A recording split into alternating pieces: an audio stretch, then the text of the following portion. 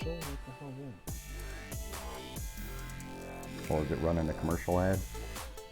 Yeah. That's just drawing at some level. Well, we'll get it out of the way right away. I didn't enable them. Maybe Twitch did it to me on the fly.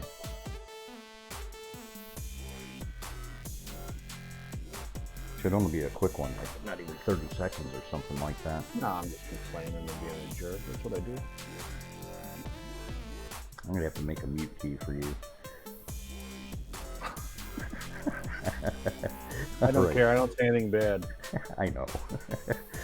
Not yet, anyway. Yeah. Alrighty, 3, 2, 1. Hey, everybody. Get everything loading up here. And I did it before the clock hit 10:01. So we're actually not doing too bad. We'll give it a little bit for people to start catching up and start rolling in.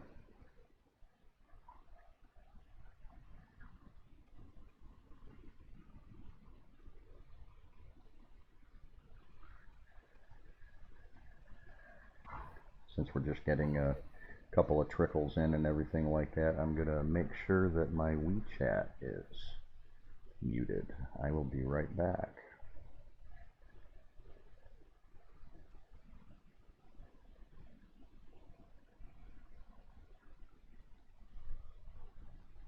Yes, check out my YouTube videos. I got a new one. I'll put a link to it up in the thing. Yeah, I was being conversational.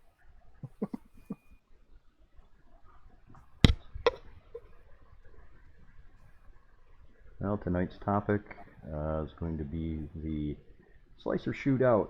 We're going to be talking about Cura, Simplified 3D, Prusa Slicer, and maybe some of the other little boys that are out there, pros and cons, dispel some of the myths and misconceptions that your slicer is going to help you much to get better prints.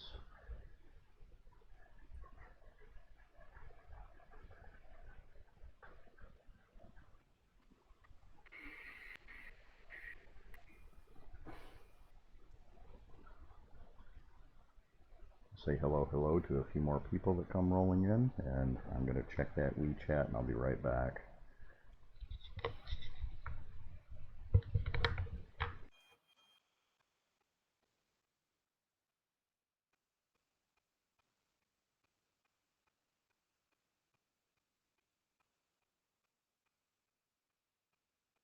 I am helping somebody else on Discord, so don't mind me.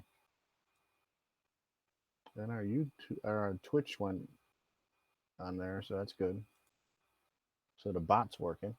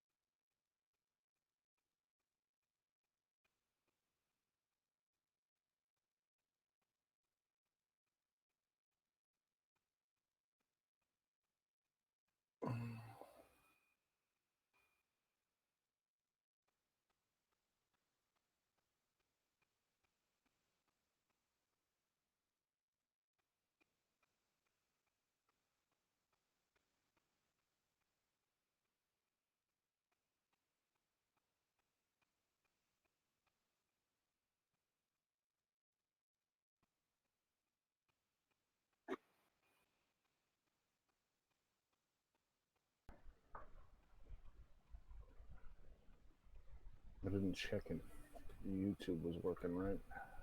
Yeah, I did. It's Okay, working fine. I normally check for you, so.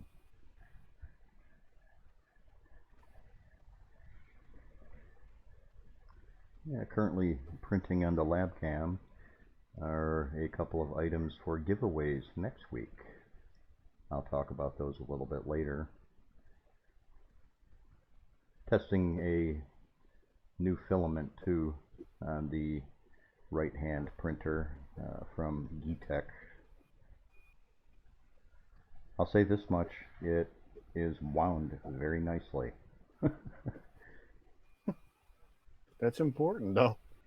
I did notice something earlier today though, and this is primarily with the Sunlu filament, which I go through a substantial amount of from time to time when I'm not running eSun. Sunlu started huffing and puffing through the extruder. I'm wondering if some of the adhesion issues that users are having might not necessarily be exclusively towards bed leveling and even perhaps temperature. Oh yeah, that would cause an issue. This was a fresh spool out of the box. Its humidity was. What's up, Jay? Hi Jay, welcome to the stream tonight.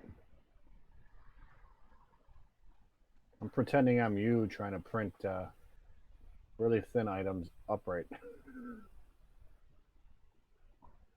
Looks like it's doing not too shabby. Looks all right. That's where I got last time when I touched it and made a mess. Well, you're not supposed to do that. I know. I saw a little string and I thought I'll just grab this so it doesn't catch, and that's when it all failed. It was like, nope.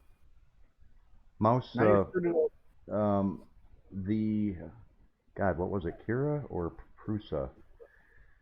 The Prusa slicer bundle that I put out, I thought I had the PET-G in there, although the stock default PET-G or the generic PET-G settings are almost spot on for what I run anyways.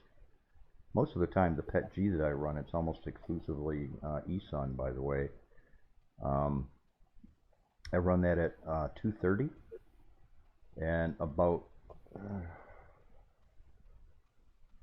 I can't remember exactly what my fan settings were because it's been a little while since I was running that. Usually fans about half, and I usually don't start the fan till after a good number of layers are down. And I don't have to go crazy with the temperatures on the bed either, because as you're seeing on the guest screen, Taz and Taranok or Ed is with us tonight jointly. That's why it says guests instead of just Taz on the bottom there. He's using the same build surface that I run now, and PET-G just lays down beautiful on this stuff and doesn't give you any grief, but you do have to use the Barney blood as mentioned by myself on many occasions. Taz just did a video the other day that mentions using that. That I did. I think what we'll do anyways, regardless, is we will revisit some of the more exotic filaments here pretty soon, and we'll do some live settings show-offs and things like that. I'll post the link to the video at the end. Yeah. I don't want you watching it now. I want you watching us right now. Yeah, you got to. Hey, you got to. The whole idea of the stream tonight, aside from talking about the slicers, is the pre-release.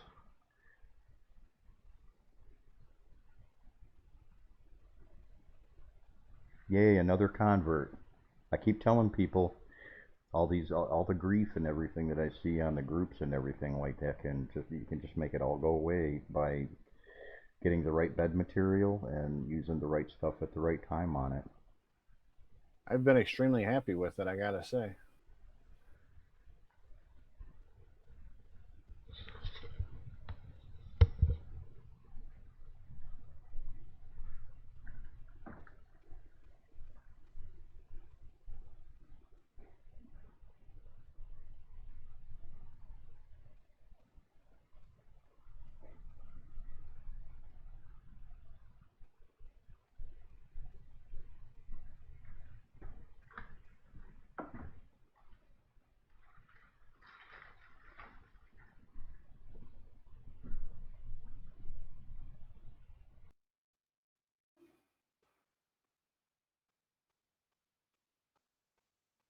Let me find the link for you there. Make it out of wood. It's Gizmo Dorks 12 by 12. I don't know if it's doing any good, but I have the Amazon link somewhere. I know, but I'm being specific, so.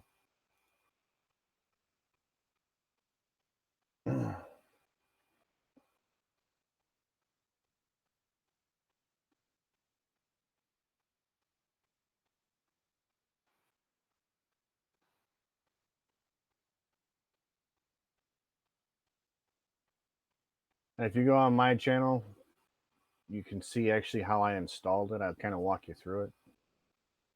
Ways to kind of level your bed out too, if you have trouble, where it's off. Because they give you a decent amount of stickers with it, I gotta say. There we go. Hey, everybody.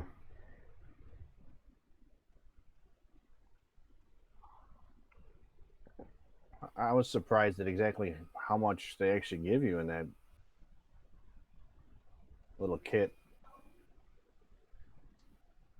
Which, what, The PEI sheet stuff. Oh, yeah. Yeah, they give you both the strips and the, They give you those strips, and those strips are awesome for leveling out a bed. I mean, you don't need it, because you don't usually need that much. mm-mm. So, I mean, you put, a couple of strips down before you put the big sheet down. Mine's 3D printing addiction. It should come up in the stream here every now and again. Yeah, you can also, I know that would be like me actually knowing how to do something, though. I'm not good at this stuff.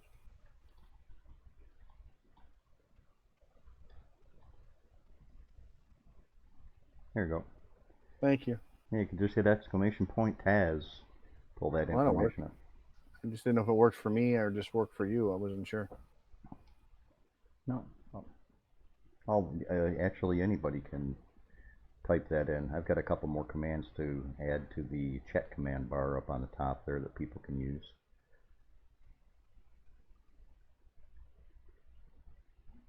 All right, I gotta type something out.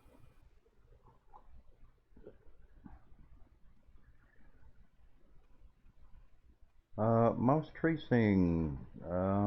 You can check your coins by going to the link that's a couple of spots up there. The want the perks pre-releases, want to see how many Nexus coins you got racked up.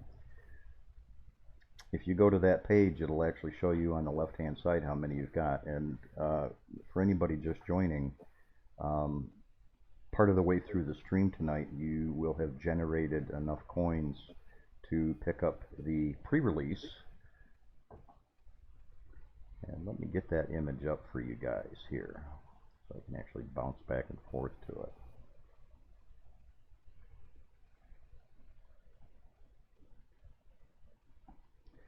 Oh, I've got it somewhere here.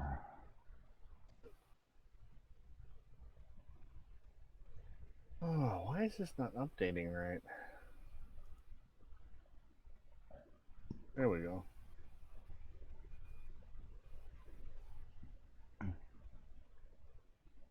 Hopefully that's right. Now I can see who's in the channel.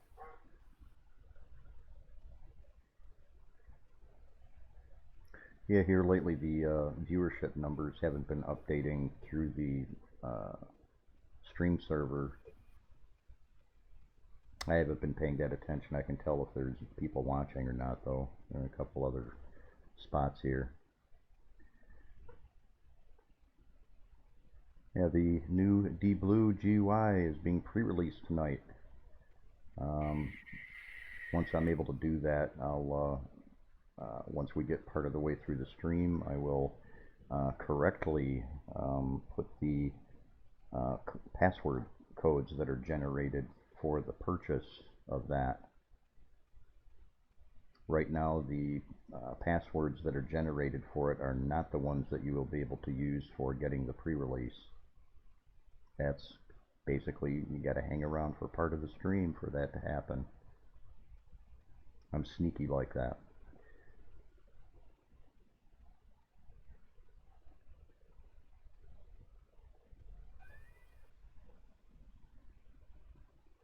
So Yeah, if you hear any weird screaming in the background, no one's getting injured. They're watching a horror movie. So just putting that out there. oh. Let's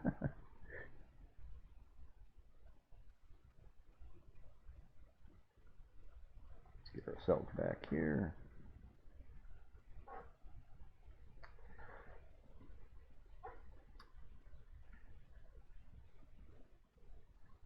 Friday night, everybody's kind of slow rolling in.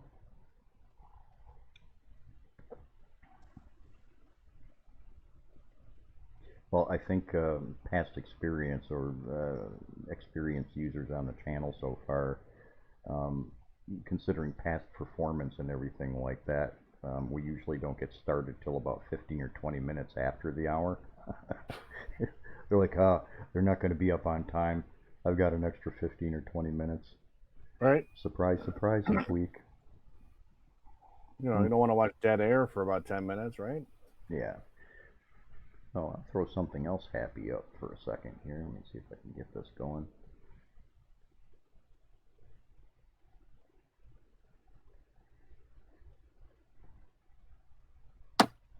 Another little happy announcement this week. I vaguely touched base with it last week during the stream. There's Ed.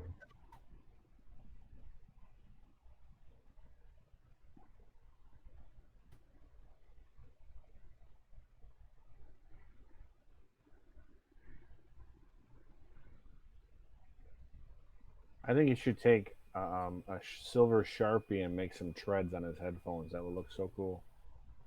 Oh, on Ed's? Yeah, they already got that kind of like a spinning tire thing going. This reminds me of a set of rims. I don't know why.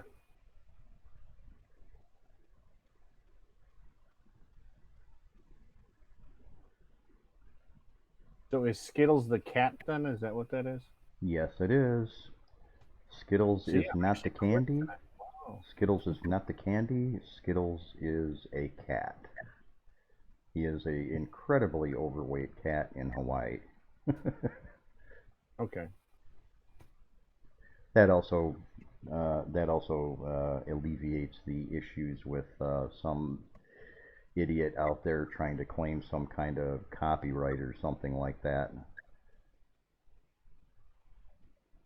I knew eventually when I came up with a name before I even thought about the candy or anything like that. But as you can see, this one, yeah, corn-fed.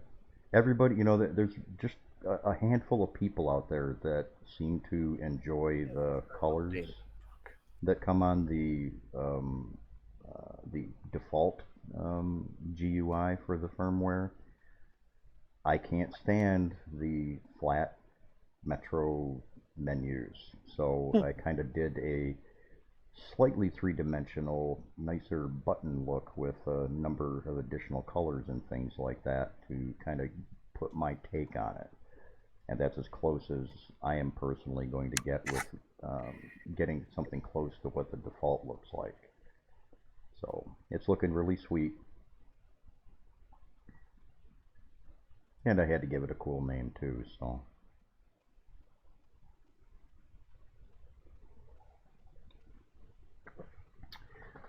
Oh, I think what I need to do is change the name underneath the help window for when I have guests on. Let me do that real quick here.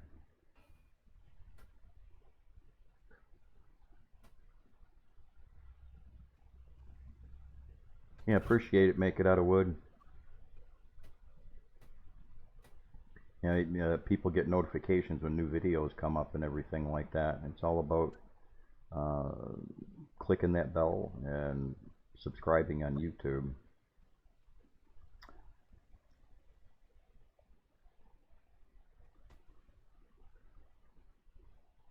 All right, I'm typing away and answering other questions on Discord. Because I promised I'd help on the artillery one.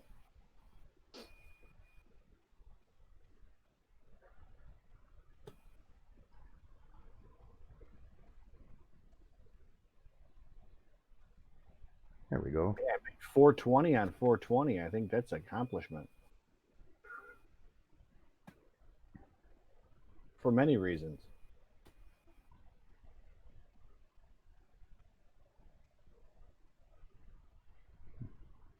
Oh, Jay, are you talking about the GUI? That one right there?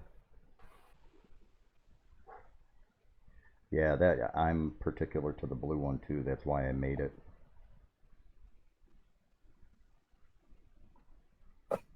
I'm actually vaping my own brand of liquid that I used to sell when we had a shop called Beta-Scotch. The label's a little worn because I don't replace them, but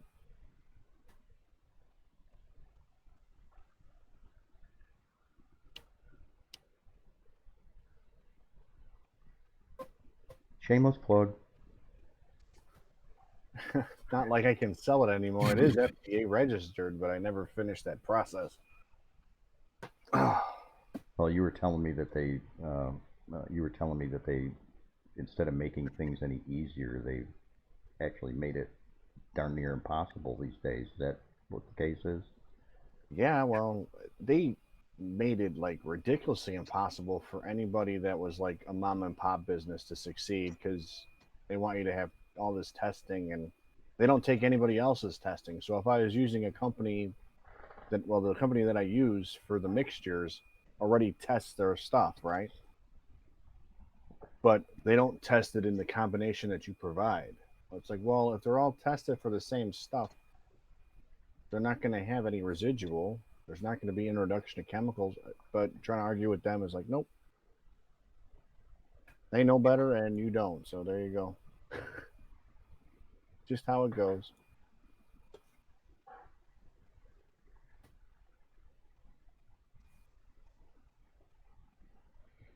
Now I'm doing 3D printing. It's less controversial, at least until PPE came out. Yeah. Well, And it turned into a controversy right all by itself. 3, 4, 5 months ago, it was 3D printed guns. Yeah, I don't know. You know, and they're. It's not like you're going to be able to 3D print a barrel. Let's get realistic here. Nothing's going to hold up to them pressures. Hey, thanks for the follow, Grumpy. Appreciate it. Well, I mean, you can print a barrel, and you can even get one shot off of it. But you're not going to survive that one. Right. I mean, you can make a zip gun tomorrow. I mean, you don't even need to print it. A couple pieces of pipe and you're probably safer. But they make a thing out like you're going to get through like airports and security with this stuff. And it's like, no, because you need metal on it somewhere for it to work right. Not only that, the bullets are going to be metal because you can't make a plastic bullet that's going to work and not blow up in your hand. So, well, no, you can make plastic ones, but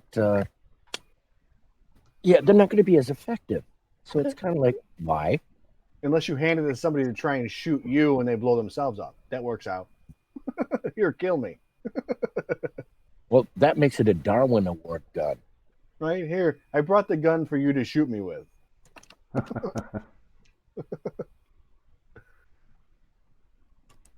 Like I said, like anything, they make it out. And thankfully, honestly, with the PPE stuff, 3D printing has gotten a lot more better news lately. So that there's a bonus on that. Yeah, don't get me started on TSA crap. There are so many things that I could get right past TSA that they would let go. Wouldn't even bother with. But would be bad. Let's put it that way. Right. And it's half of them are just common household stuff. But anyway, enough of that. 3D printing a gun is not intelligent, really, because you'd be better off just making one on your own.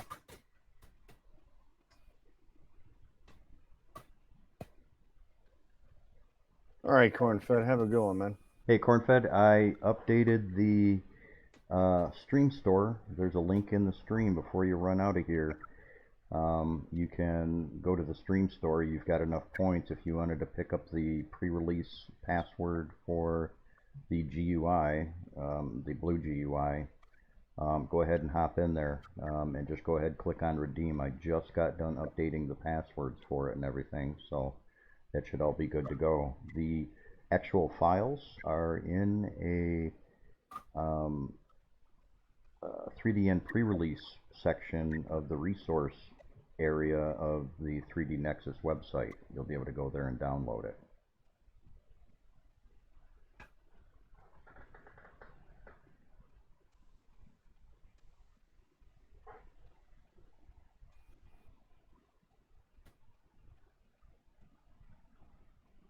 Yeah, I know. I had kind of had a feeling some people, especially some of the regulars that were going to show up.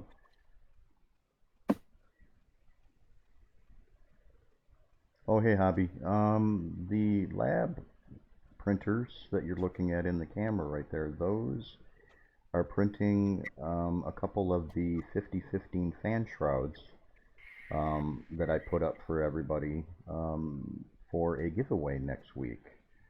I'm going to put together a giveaway for a set of the fan shrouds and the screws and the fans for it. And whoever wins that giveaway next week on the stream, I'm going to send it to them for free.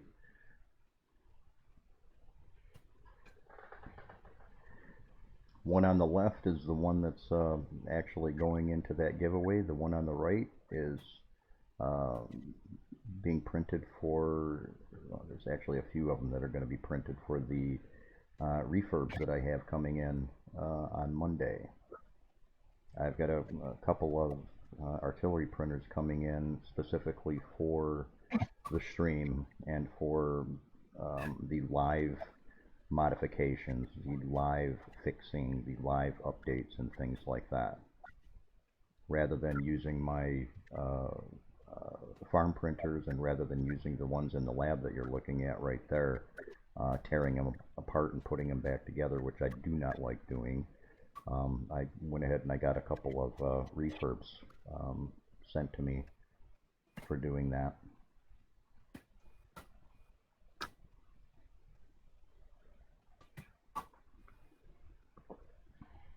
A few people have been already posting some stuff in the show-off section over the last couple of days too.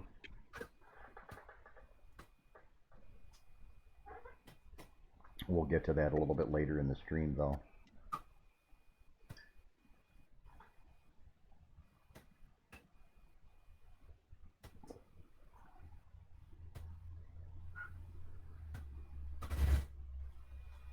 How much further does that print have to go, Taz? Which one? The tall, skinny. I know we can tack a Bob Dylan name onto that. It's got a ways to go. I'm at 50% on it now. How tall are they? Honestly, I didn't even look. The back ones are short, the front ones are really exceptionally tall, so some of the ones I'm worried about. Because they're getting about halfway on the gantry height, I'd say. Right, right.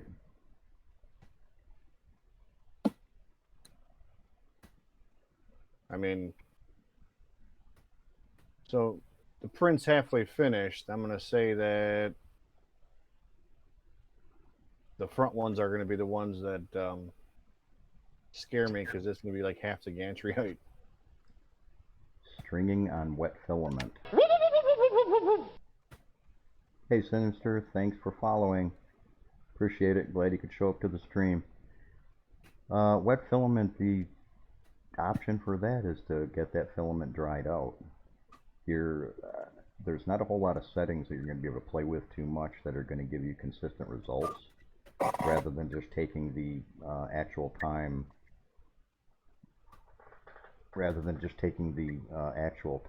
and drying the filament out. everybody's got their own little way they get into or go about doing it. Me, if I really need to get something dried out to use like in an afternoon or something like that, I'll heat the build plate up on one of the printers. Just heat it up to like 50°C or something like that. I'll get a ceramic plate or something like that and throw it on top of that, on top of the build plate, and I'll throw a cover over it and just leave it that way for a few hours. That seems to help a lot. If you don't have a dehydrator, you can also use your oven on the lowest temperature, which is like 150, and do that for about 2 hours. That works too. Yep. I wouldn't go more than 2 hours though in the oven. It just doesn't seem like a good idea. Unless you like melted spools, then it's a whole other story.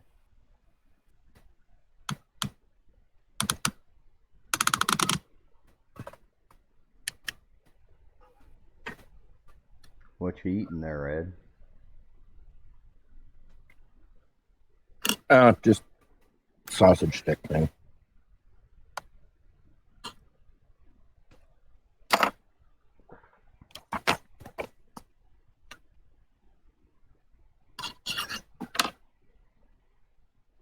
I'm trying to get the microscope thing here to work, but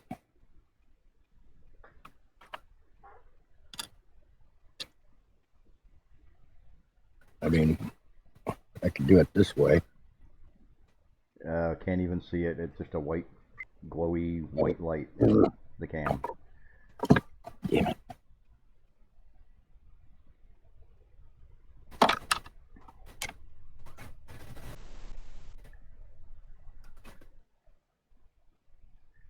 Sausages. Well, once I figure out how to get this thing to stream properly to the computer, We'll have to. Then I'll be able to do nice close-up microscope views of We'll have to do the testing. boards, repairs, testing like on that non-stream. Yeah. I will be right back.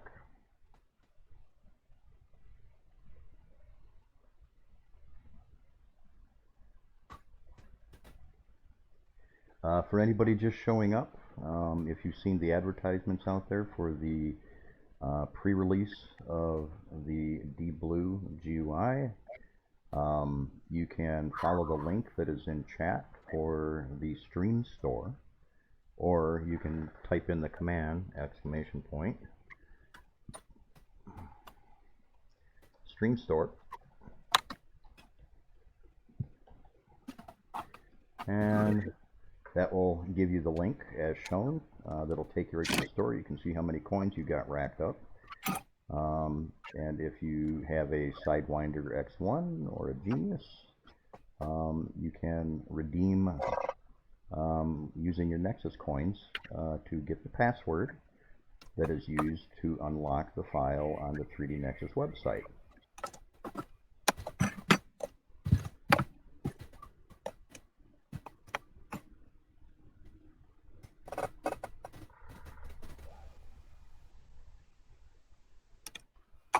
So is that one of those Banggood microscopes, or is that like?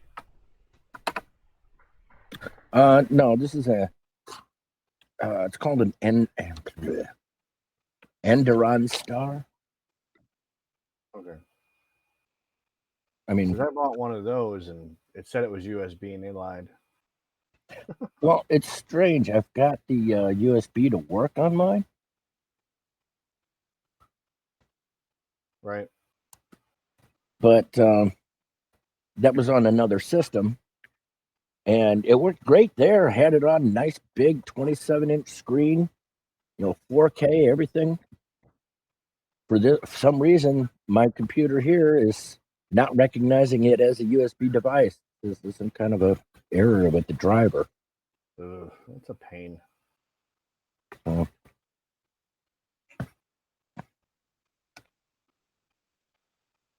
I was hoping I could just plug it in, and be able to show, what's going on and stuff. But until I figure out what the malfunction is, between my computer and the other computer that I was using. I don't know.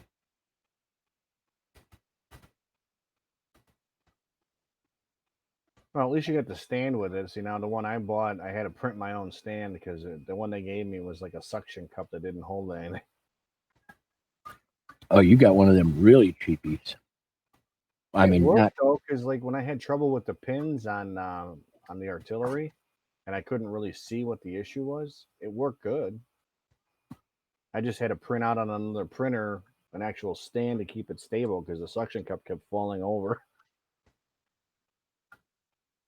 It didn't suction. It was a cup, but it didn't suction. well, this one here cost about $200. The nice thing about it is that it has a lot of clearance between the base here and the actual scope.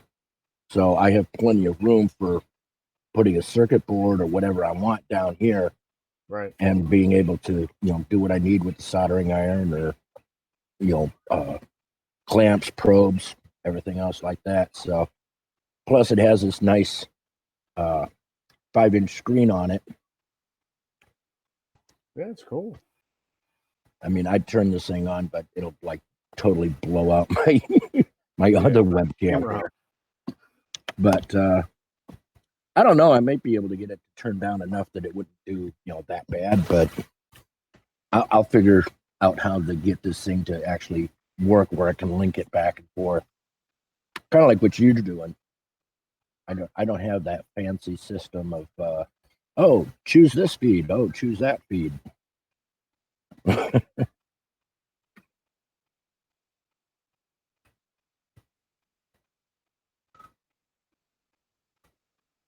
Hey Tracy, how you doing?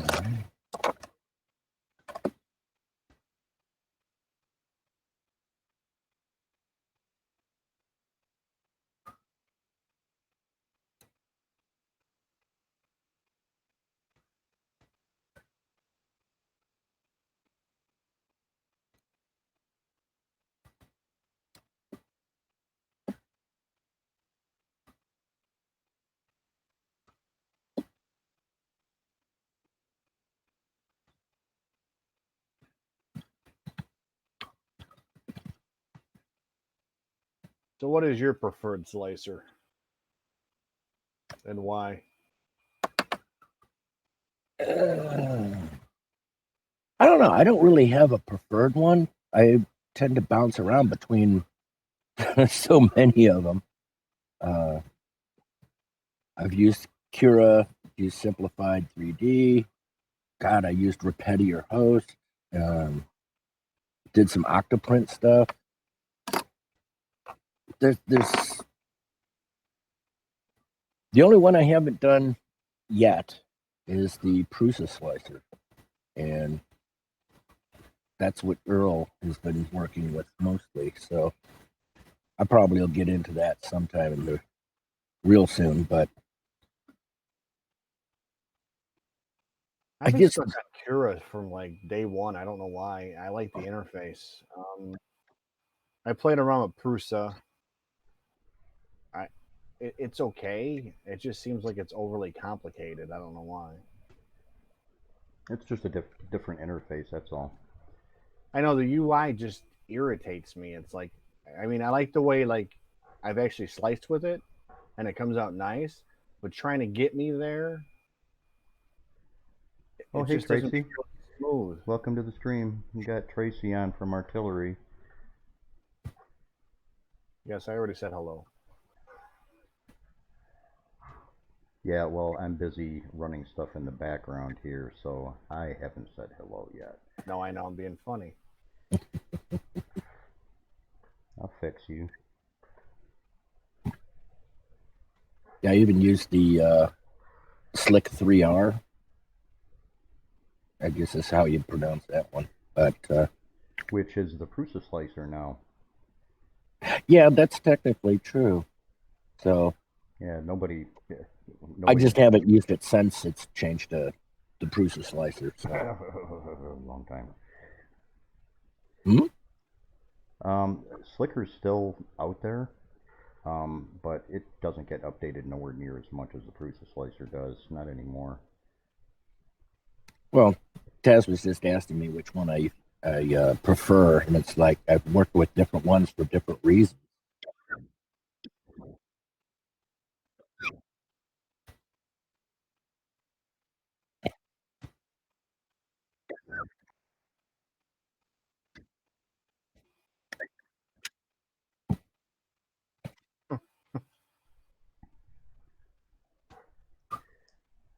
Yeah, I know what yours is. That's why I was asking him, because I was like, I don't know what his preferred slicer is, and I was like, well, what's your preferred? Because you bounce around a lot, which I respect. It's just I've been stuck on the Cura because I just like the way it just feels right when I'm using it for some reason. So I try and make that work in every situation. I'll be honest. It's like I avoid using something else because I like the way the interface is. For the most part, the only reason that I started diving into all of the slicers is just like everybody else. At one point, I was like, maybe there's a better way, or maybe one of these other slicers have some other features that I can get some benefit out of. And to some degree, that is true, but in a very, very small bits of reasoning. The one thing I'll touch on that one stands out well above the others is going to be Simplify 3D for supports. The manually generated support feature in Simplify 3D, I wish we had in all of the other slicers. Depending on the types of models that you work with, I do a lot of pretty crazy and elaborate stuff, as seen over the last couple of streams. I've shown just not even the tip of the iceberg with regards to crazy stuff. I like making myself scared while I'm watching a print. I like putting myself in a position where I'm not going to be able to sleep well at night, wondering if the print's going to freak out on the printer or not. And certain models that you have, and part of this has to, or part of this involves itself with resin printing too. The whole concept behind generating supports for resin printing is a whole nother beast. You've got some really technical stuff you got to take into consideration when you're doing resin printing. And early on, my reasoning for getting into FDM printing all those years ago initially was to improve my workflow and make some things easier for what I do with regards to molding, casting, mold making, and stuff like that. So having a slicer that allowed me to fine tune and really get close and get situational with the manual supports that I was putting in was kind of a necessity. And early on, that's where Simplify 3D kind of stood out well past everything else. Now that we have the blockers and enablers both in Cura and in Prusa Slicer, things are getting better, but I'm still not totally fond of the systems that either of those use.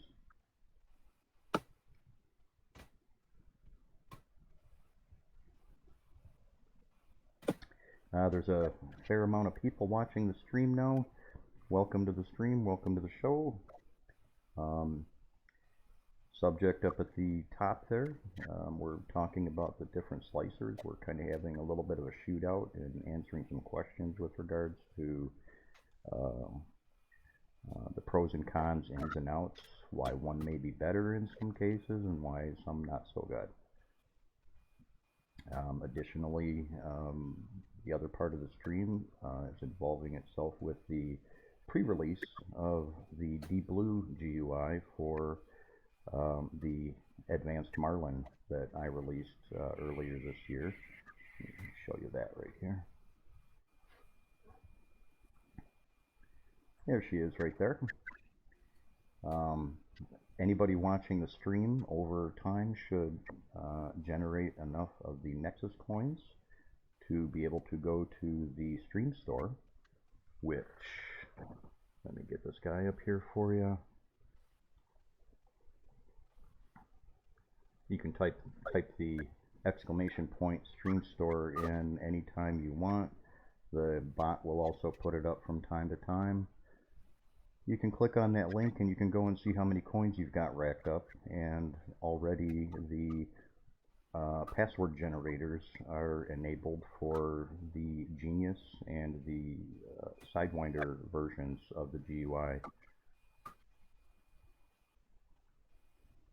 Hello Tracy, welcome to the stream.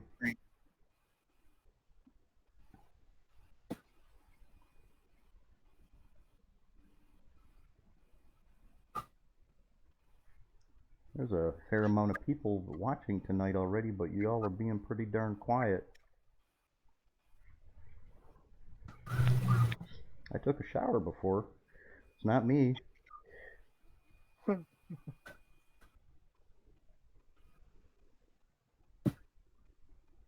do you got going on there, Taz? What's that? What do you got going on there? Not a whole heck of a lot, other than I'm holding my breath, making sure it doesn't crash on my parts. Is that still the same batch of the tall stuff you're doing, or is that the other one? The 20-hour face mask. Well, let's see. I'm working on the face masks and the ear savers, because the face masks are for a friend who asked for them, and then the ear savers are for the group stuff that we're doing to try and get it out to the local area hospitals. So I'm still doing that.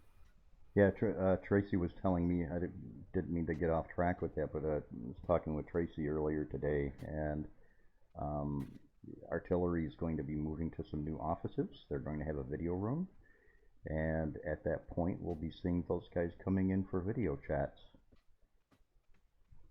Yay! Very cool. That'll be fun. Mouse tracing, right now the two versions of the Blue are for the advanced firmware. After I get this rolled out and released, and in the meantime I'm also working on a stock version of the Blue.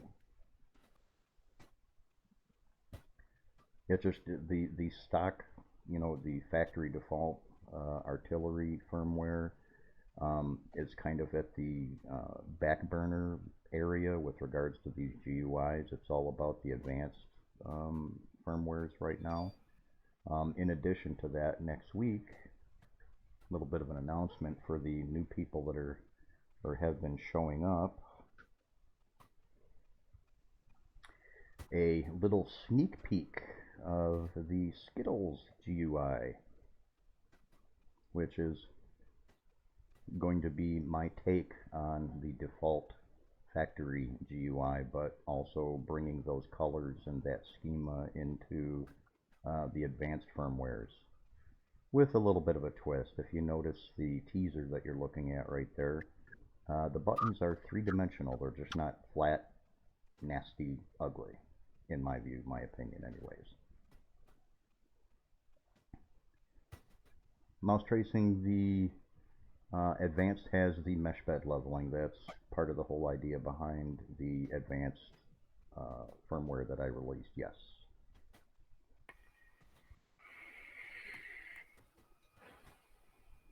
I still would kind of get comfortable with working with it before I play with the firmware, especially starting out with the machine, because there's gonna be a few nuances that you don't want to mess with until you get an idea where you're at.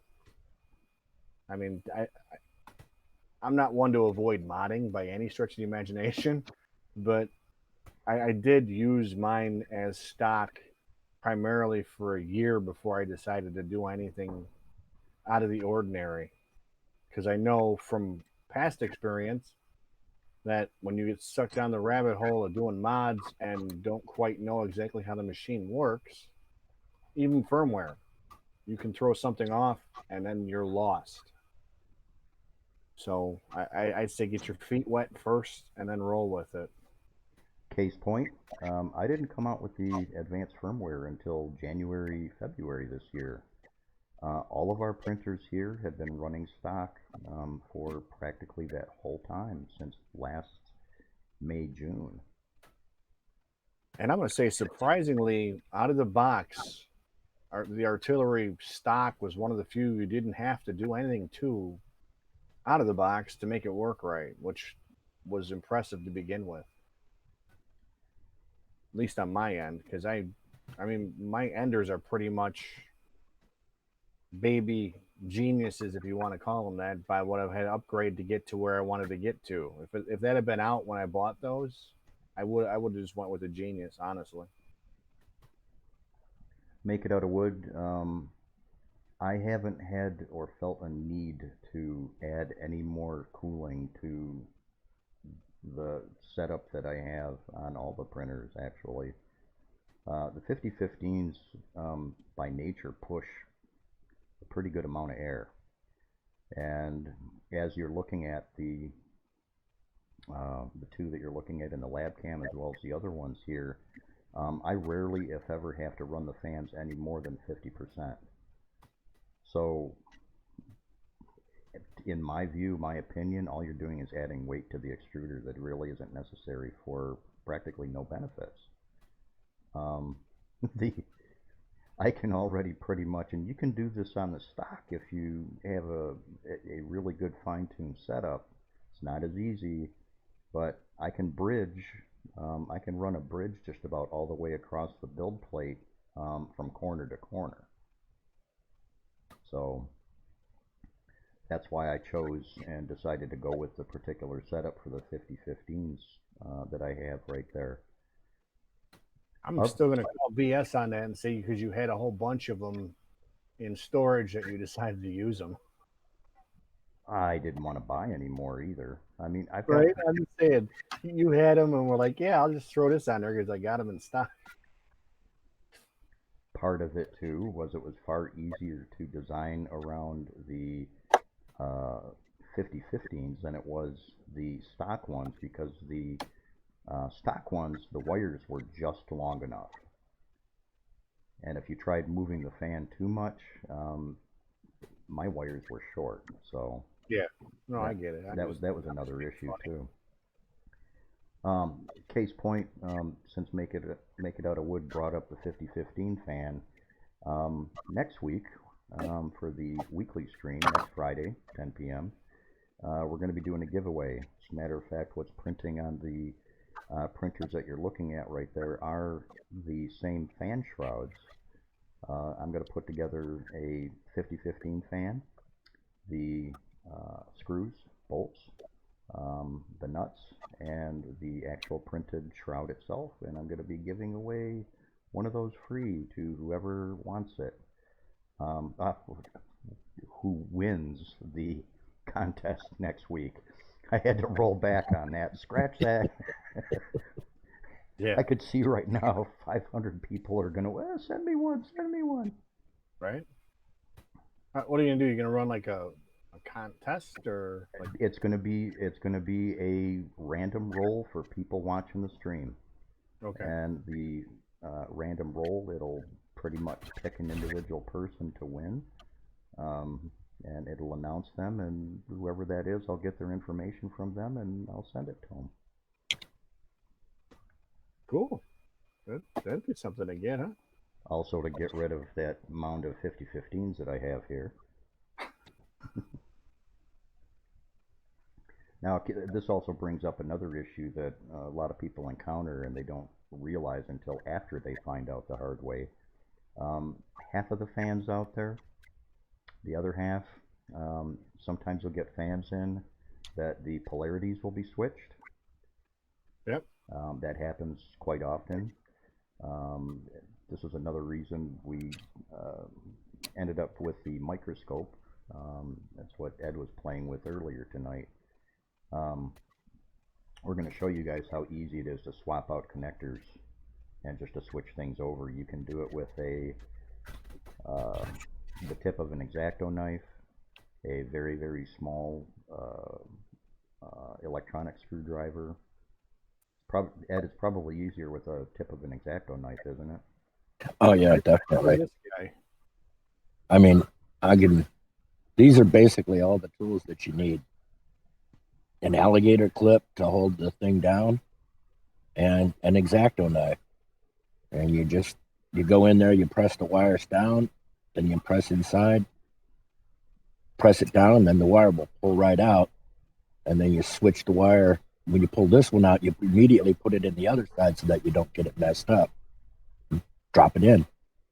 It's just this little spring thing that holds it in there. So, but this trying to do it in front of this camera here makes it a total pain in the butt. That's why we wanted to do it under the microscope so you can really see it. Yeah, we'll have our shit a little bit better together here as time goes on, folks. Hopefully. Make it out of wood. Yeah, I rarely, if ever, have to go above 50% on the 5015s for any of the prints that I do. Just due to the nature of the fan shroud that's on there. And the 4020s, there have been prints that I had to kick it up to 100%. That's with the stock 4020s, with the stock shroud.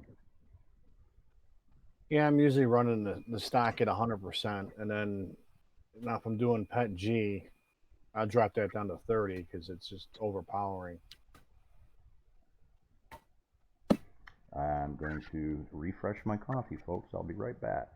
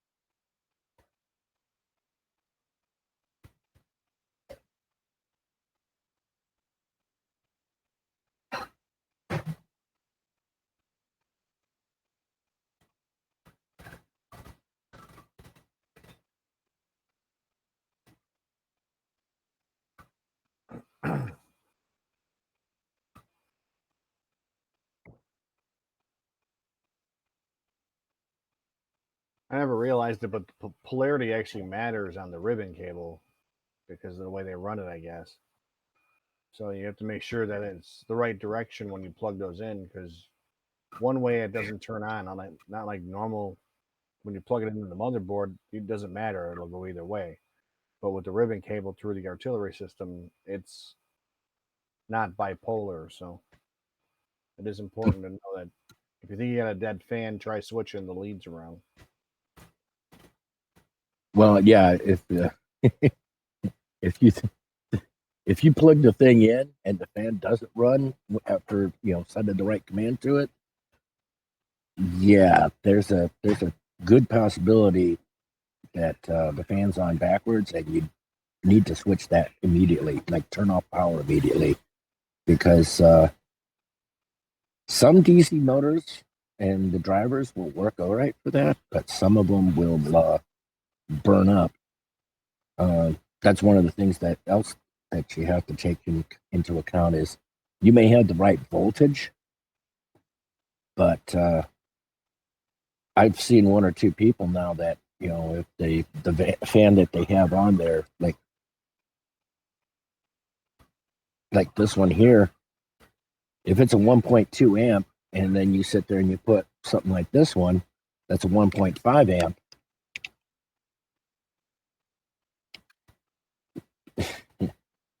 You can actually end up burning up the MOSFET on the board because usually they're set to be a specific amperage, and they'll put it pretty darn close to exactly what it'd be at full speed.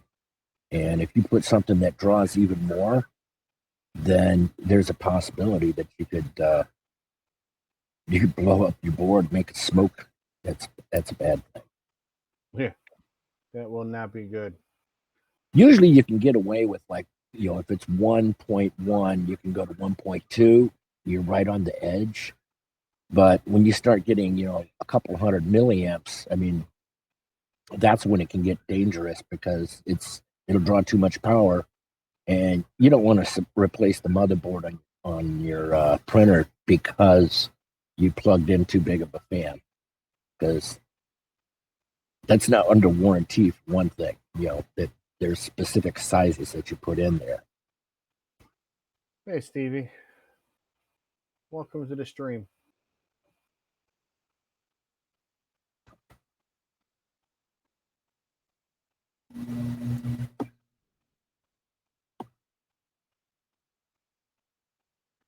Actually, the only people that put version numbers on these printers is us. Try and keep track of some of the updates that they do. They consider it to be a version 1 printer throughout. So it's kind of a community thing that we came up with the version numbers. They don't have a version number on these. And really, I mean, yes, they're having, you know, there are some difficulties with the quote devil ribbon cables, but for the past couple of decades, computers have been running on ribbon cables. You know, they're all over the place inside your computer. Yeah. You know, ribbon cables are everywhere. It's just that on these, your computer, when it's running, it doesn't move. So everything is static. When you, when you get one that's sitting there and it's moving back and forth constantly, well, yeah, it can come loose if it's not clamped in well. That's where the problem actually is. It's not the ribbon cable, it's the fact that it ends up moving. And if you get it locked down, even if it was just a bit of hot glue near the top and bottom, just to hold it in place, that goes a long way to eliminate the problem with, you know, the Arky Sparky. I mean, it's like when you on your car, when you attach jumper cables directly to the battery or something, you get that Arky Sparky as you're bouncing along, and that's where the problem comes in. Every time it arcs like that, there's a little bit of metal that gets burnt off, and that eventually happens with the cable. Enough metal gets burned off, and it can't handle the amperage anymore. But if you get it locked down in place so that it's not moving, well, then you don't get the arcing and stuff like that, and so everything stays proper. Make it out of wood. I just put a link in there for the page on the Nexus that I list all of the stuff that I use here, as well as the fans. There's a link in there. You can go right onto Amazon and pick them up if you want. I don't recommend the hot glue on the cables to people. I usually tell them, you know, our kits come with that bookbinding tape, the black stuff. Take a strip of that, put it across your moving axes, and that way, if you have to remove the cable at any given time, you're not peeling hot glue off of a cable. So that's kind of what I tell people. Oh, I'm not saying that's just a possibility. I wouldn't necessarily suggest it either because you're applying heat. But I mean, in a worst case scenario, it's something to hold it in place. You know, if you use the low temperature stuff, it'll hold it, you know, fairly well. Better off is there's a lot of clamps that you can get in 3D print that'll do the same job. You're just trying to get it so that the cable doesn't move. Right. Tracy, the user I think was asking which 5015s that we were using on the modified printers here. I don't think that they were thinking that there were 5015s on the Sidewinders or the Genius models. Nope, they're 4020, like she says.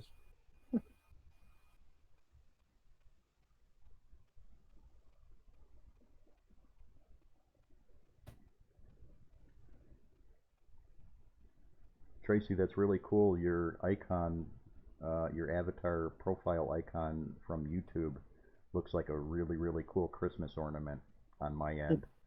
I was just noticing that. For those wondering and new people to the stream, there's quite a few more people that are watching now. In addition to the stream topic, we're supposed to be banging on some of the slicers tonight. The pre-release of the DiBlue GUI for the advanced firmware. Just for watching the stream, you're going to rack up some Nexus coins. You can find out how many of those coins you've got racked up during the stream just by typing !stream store. I'm going to put that link in there for you guys so you can actually go see on your own right now. Also, new people to the channel. Hey, Tricky. New people to the channel, if you follow the channel on Twitch, you're going to get a big bump in Nexus coins. Subscribers get a big bump in Nexus coins. Anybody that's watching the stream should have enough coins racked up within the hour or so to pick up a version, or for some of you, both versions of the pre-release. You end up going to the stream store in that link that I just put up there, and you redeem it for the password. And the actual files are on the 3D Nexus website in the resource section under 3DN pre-releases. You'll be able to use that password to download the file.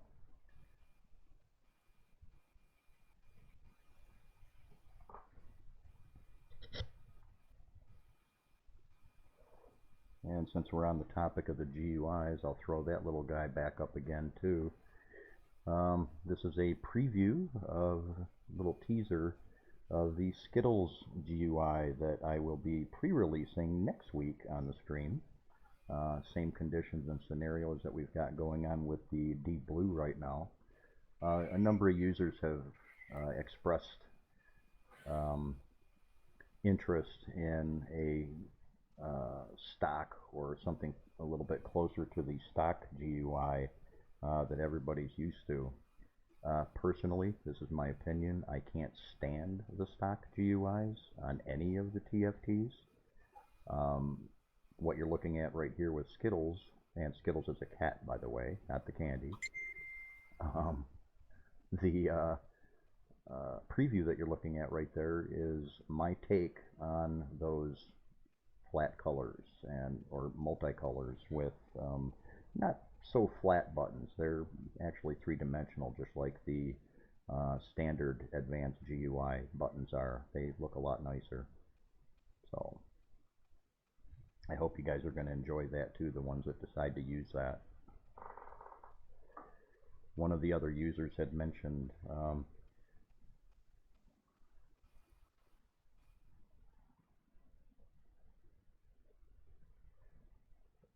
Just Grumpy, let me take a peek-see at your account. I'll see what's going on with that. You should be racking them up. I'll look into it here, Justy, so give me just a second here and find out what's going on.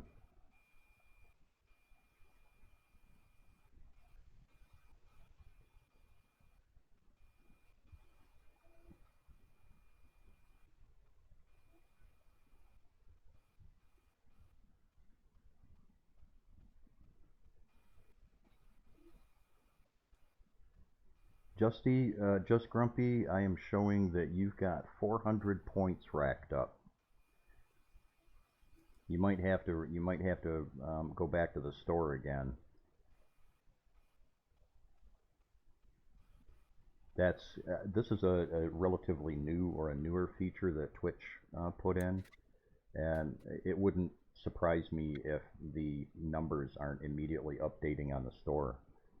Everybody has and is racking up points, and I'm actually seeing a majority of users right now are well over the 200 mark right now.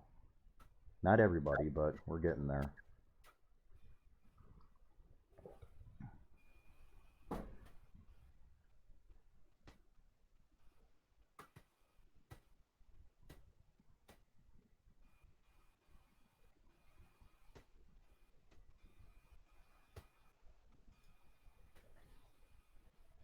You should be able to.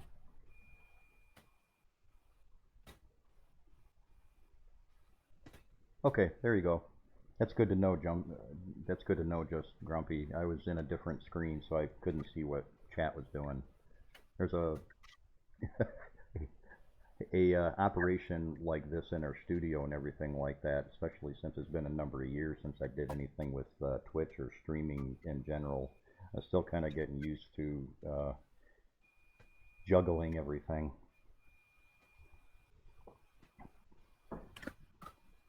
I'll put the link in for people that are wondering about the link to the actual resource area on the Nexus. For those who don't know, you can just go to the 3D Nexus website itself, and in our file resource section there, this is the only place this is being distributed. There's a new area called 3DN pre-releases. When you redeem your Nexus coin at the Stream Store, you can then go to the pre-release section and click on the one you want. It'll ask you for a passcode. You enter that passcode and you'll be able to download the file and install it on your system. Yeah, I just crossed the 400 mark myself on my Twitch stream. There you go.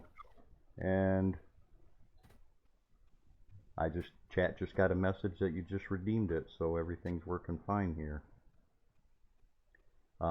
Just beneath that notification right there, there's a link that will take you right to the actual resource section on the 3D Nexus website, so you can choose which one or both if you have enough coins for it, if you want to pick up both.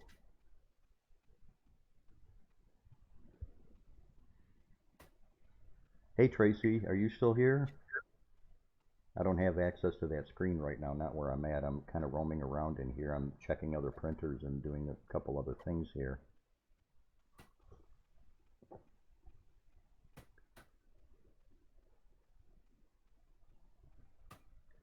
Tracy's probably working today, so I'm sure she's not sitting here with her eyes glued to the stream the whole time.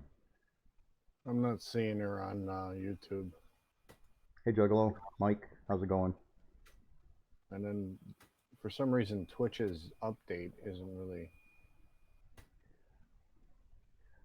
Twitch is getting ready to roll out a new interface. Oh, yeah, Gandalf is here too. He needs his hat, damn it.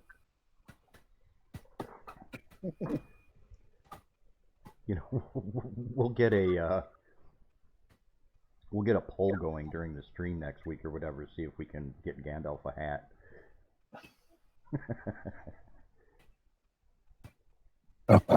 I'll be right back.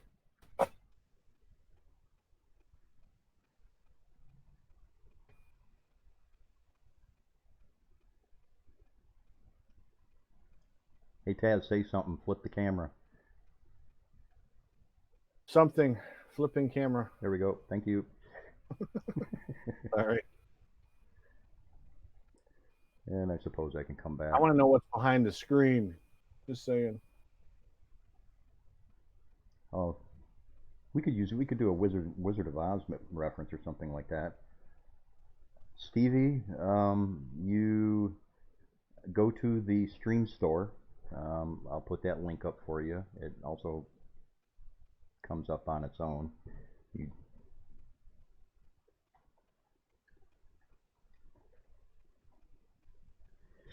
That link that just came up for the Stream Store, for checking your coins. When you go to that store, there will be redeem links for the DiBlue GUI for both the X1 and the Genius. If you have enough coins, you will be able to redeem that. You'll get a code. It'll give you the code. You go to the Nexus website and you are able to then download the files from our pre-release section that's in the resources there. Well, Grumpy, I'm going to say that on Fenn's lab cams, he's doing the fan shrouds. One's for a competition. And then on mine, I could run through them for you. Let's see. These are supposed to be the tops to airplane hangars for a model thing that the guy's doing. These are Darth Vader covers for the PPE masks that somebody asked for. That's an overview of all my printers with ear savers in the middle there.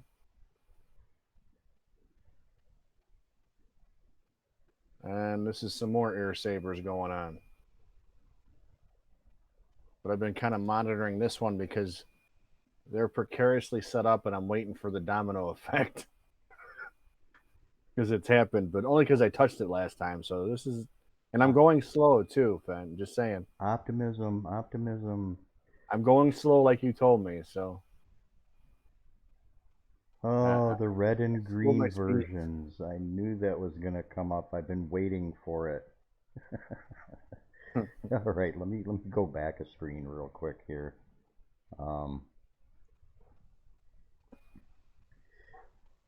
A enthusiastic user on the groups had mentioned earlier in the week about a red or green variant to match the other possible LED combinations that we have on the artillery printers, and I said yes.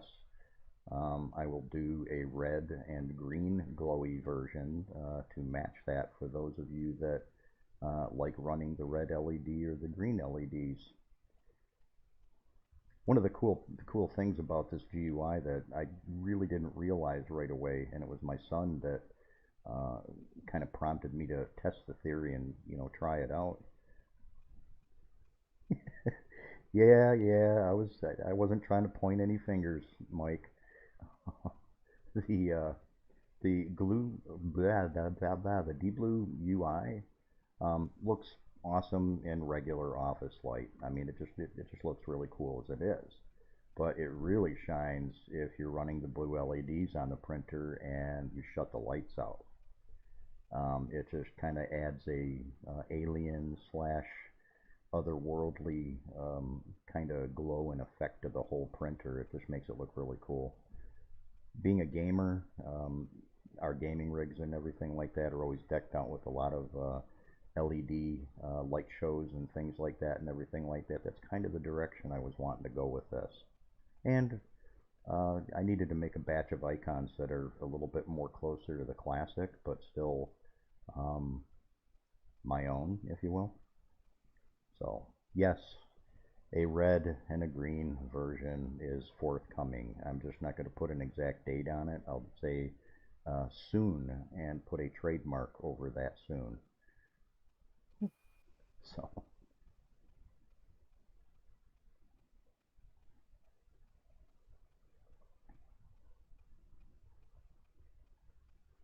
Well, hey, Mike, I don't know if you came in time or if you had an opportunity to see it or not.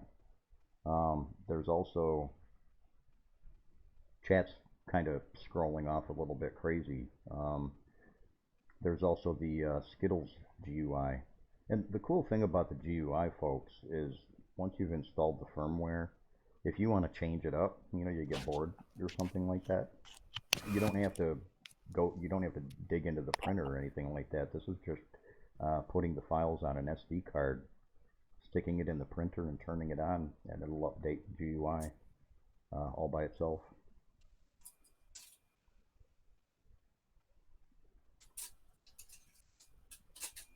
Oh, I'm getting pinged real quick. I need to check WeChat. I will be back in about a minute, and I'm going to do a quick run past the printers in the lab and hit the bathroom along the way.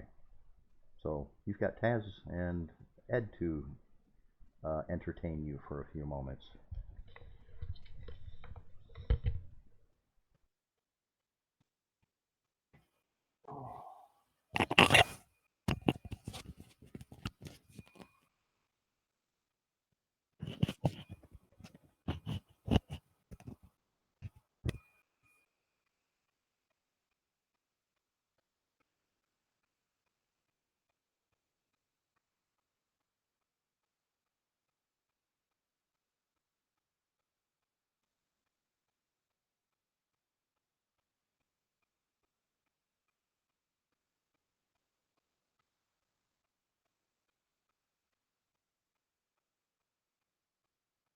I'm not very entertaining, so if you got any questions you want answered, let me know. That's kind of where I come in on things.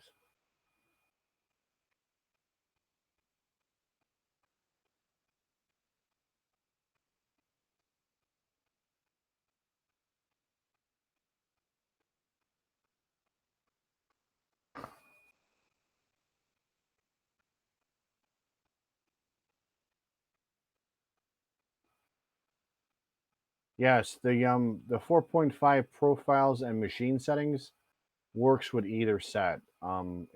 That's actually designed to work with Cura and make your settings work good. Doesn't matter what firmware you have. The firmware and the interface is kind of an upgrade, so you enable EEPROM, um, mesh bed leveling, that kind of stuff is what's included in the firmware end of it. The Cura profiles, the Prusa profiles, all of that stuff works with a stock setup.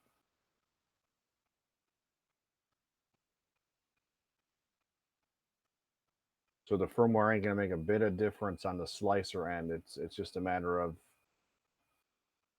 making the Cura, making Prusa that much better and that much easier to kind of get some of those basic settings that being a newer user, even being a seasoned user, sometimes you forget to run through. So they're all already there, which makes it that much easier to kind of get good results when you're starting out. That's the whole idea behind it.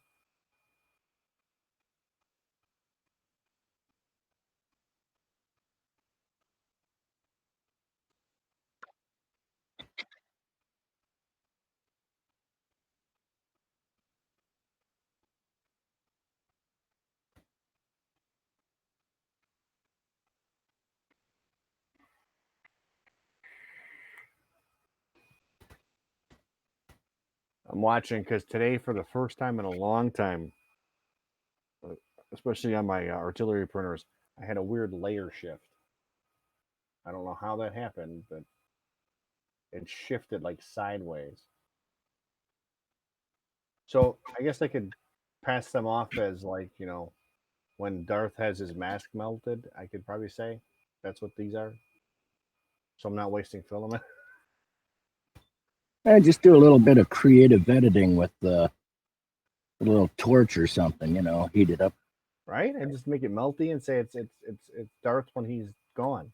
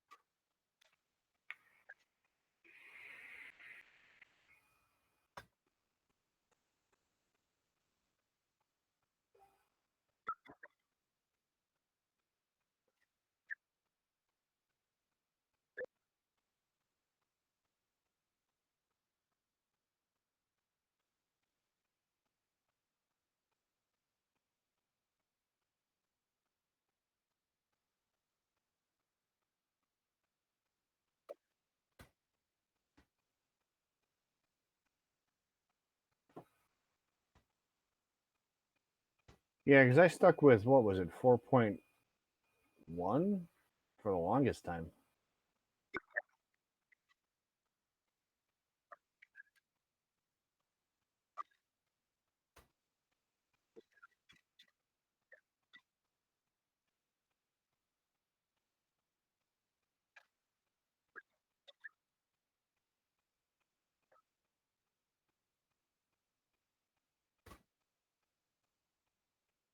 Need to get that bug off my face, man.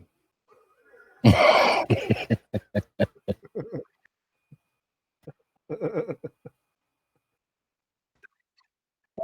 keep looking at it, and it's like, what is that? Is that my screen pixel going on? I keep thinking a pixel burnt out on my screen.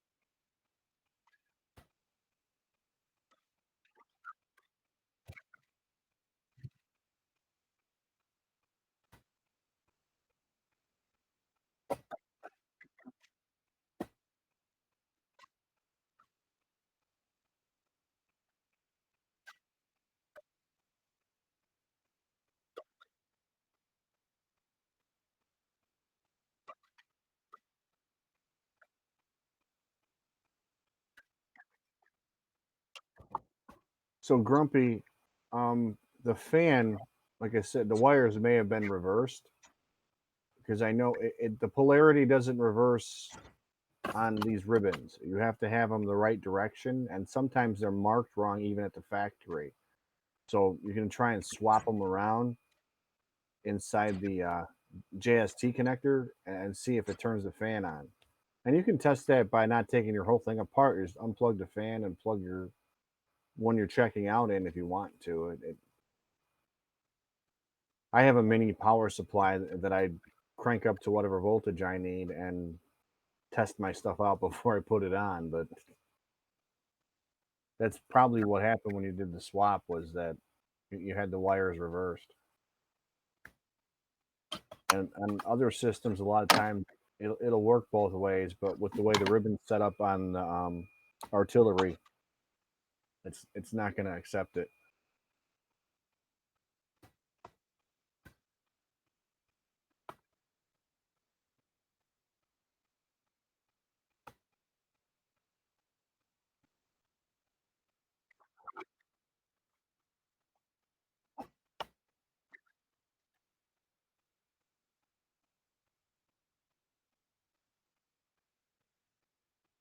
Yeah, because I had a fan like that, Grumpy. I had one that the wires were black and red, and I put them in the direction they should go according to the way even the ribbon set up, and it didn't work. So sometimes they do get mixed up.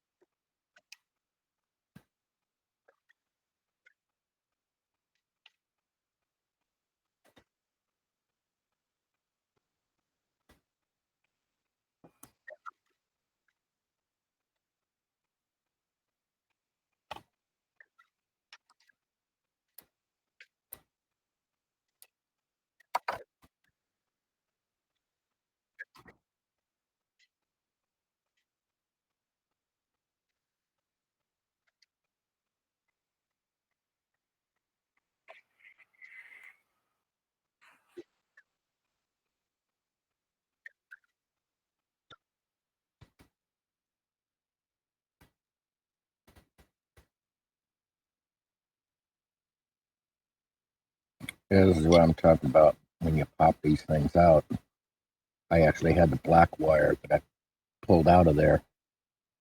There's this little hole right there. You push the wires in and you'll see the little tab. You press the tab in and then pull it all out. And there you go.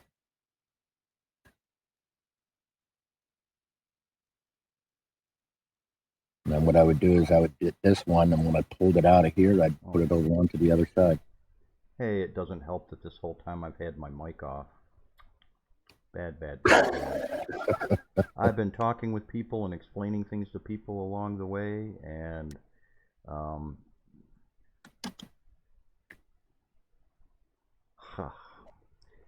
okay, folks, just to recap real quick. Redeeming points to get in on the event for the pre-release of the DiBlue GUI. You need to go to our Twitch channel, log in, and start watching the stream. Most users will generate enough of the free coin during the show to be able to get it. We're already, where are we?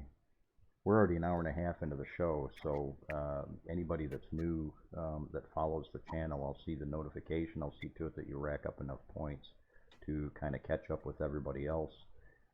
Anybody that is watching on YouTube, as I mentioned in the article, as well as the press releases that were released to the various groups that are out there and everything, it is redeemed through Twitch. So you got to watch the channel on Twitch. Liking and following the channel on Twitch also gives you a pretty hefty bump in coins.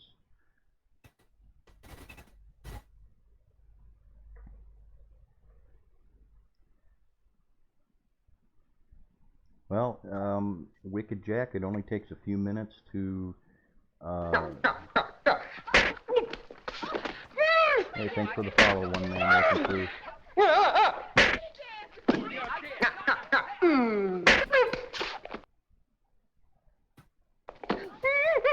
Yeah, Tricky. Question is it normal for different filaments to give different results when setting up the extruder steps? Usually, you're not going to have that happen too much for most of the different type of filaments. Usually where you'll come up with some kind of an error like that is if you get a like one of the rubbery filaments or the really stiff ones, where you might have a little bit of compression or slippage going on. But usually once you get that set up once, you should be okay for most of the filament that you have.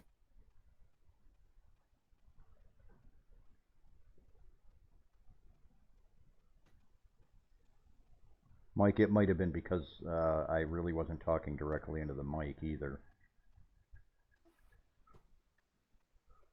Yeah, Wicked Jack, it only takes a minute to fire up a Twitch account. You'd be up and running in like a minute and a half.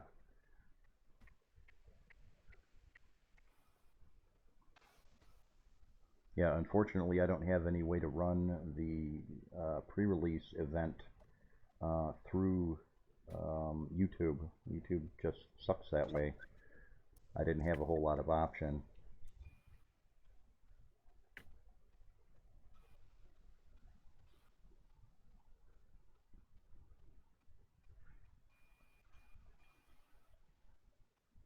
Taz, take off for dinner? Oh, I'm here. I just had to cut off for a second. I didn't want everybody to hear everything going on in my office. Oh, that's how it's going to work. Well, I don't think my daughters want to share their conversations with you. Too late. We did that once on one stream late night. So.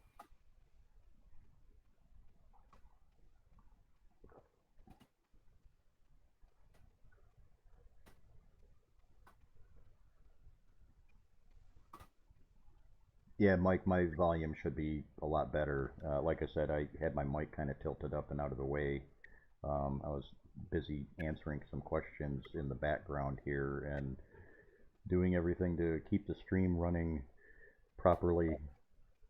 This is kind of new ground with regards to the event system and the stream store and everything. So there was a lot of stuff that I was doing my best not to freak out about. Knock on wood. Let me give a quick knock right there.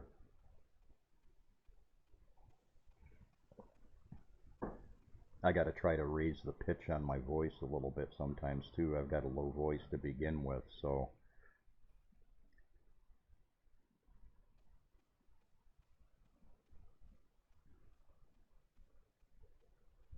I just wanted to see if it worked. Yeah, it should work for you. I was making sure.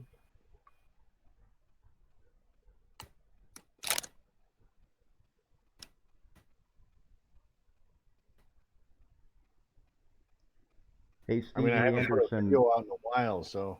Hey, Stevie Anderson, were you able to redeem the points? I took care of you in there.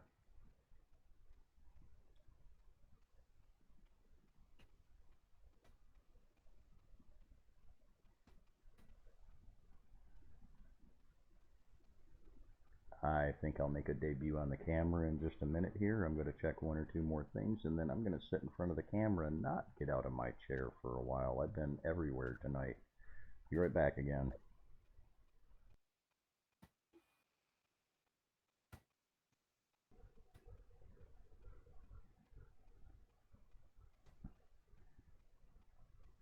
Mike, I don't and won't run dual fans.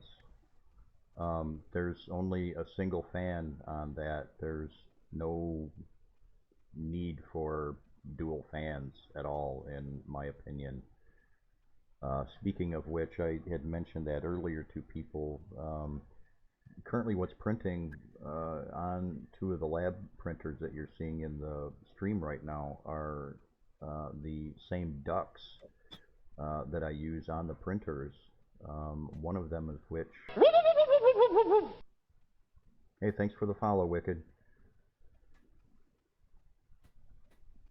One of which is going to be given away next weekend on the stream. We'll have a kind of like a roulette wheel type of a deal that everybody will be able to get in on. And the winner of that contest, I'm going to include a Spiffy 5015 fan, the printed duct, and the screws, so you can put it on your printer.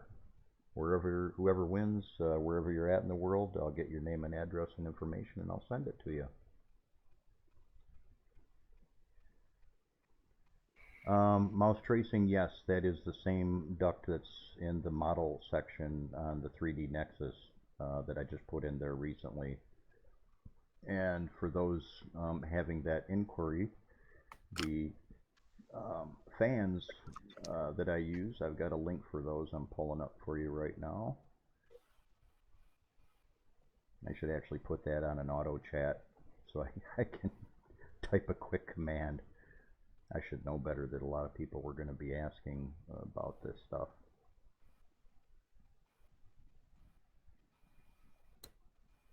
Yeah, another thing, I think it was Tricky was saying it about the dual fans. That's a bad thing to do because when you run two fans, you're also doubling the amperage.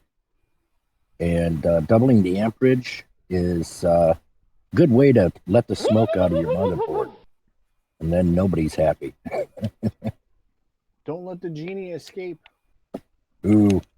Thanks for the follow. That's a long name there. My favor in a box. Something like that. Yeah, thanks for the follow there. And I will really be back in a minute, okay?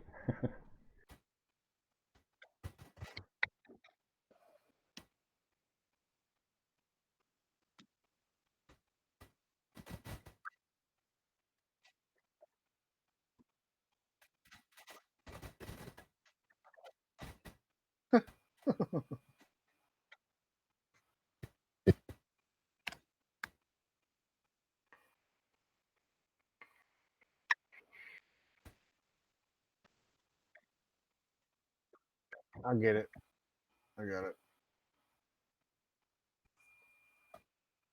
Just as a general information, I got my Twitch through Amazon Prime. So take a look at your if you have Amazon Prime, check it out. You might actually have access to Twitch anyway, and all you have to do is link the two together, and you got it.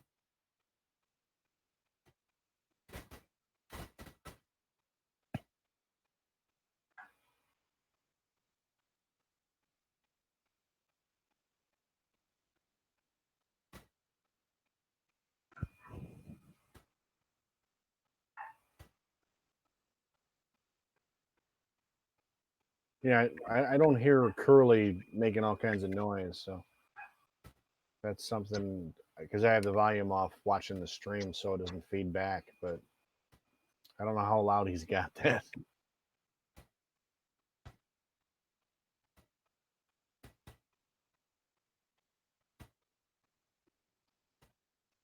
Yeah, there's quite a few that are agreeing with that. I got it through Prime. Yeah.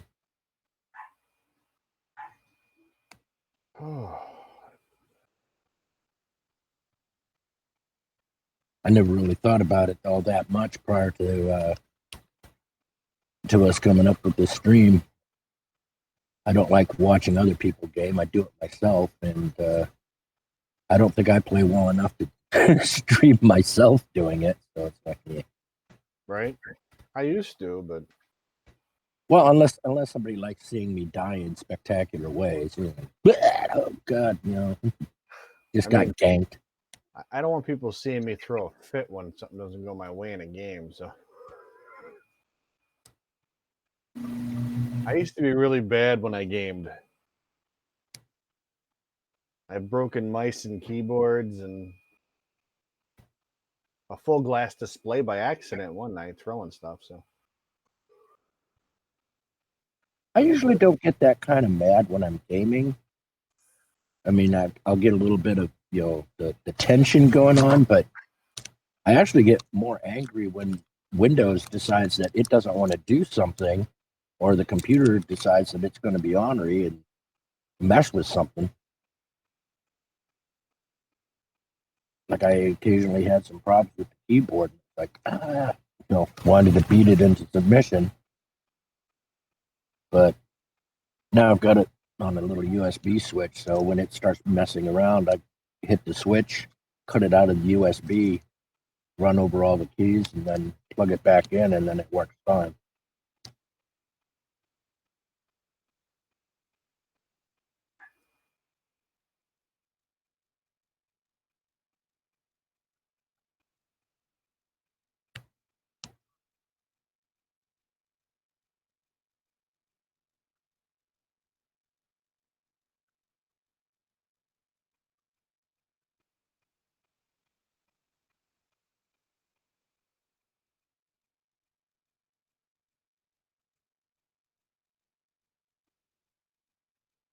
I'm gonna say it's not me that's echoing, but I don't know if it's true or not.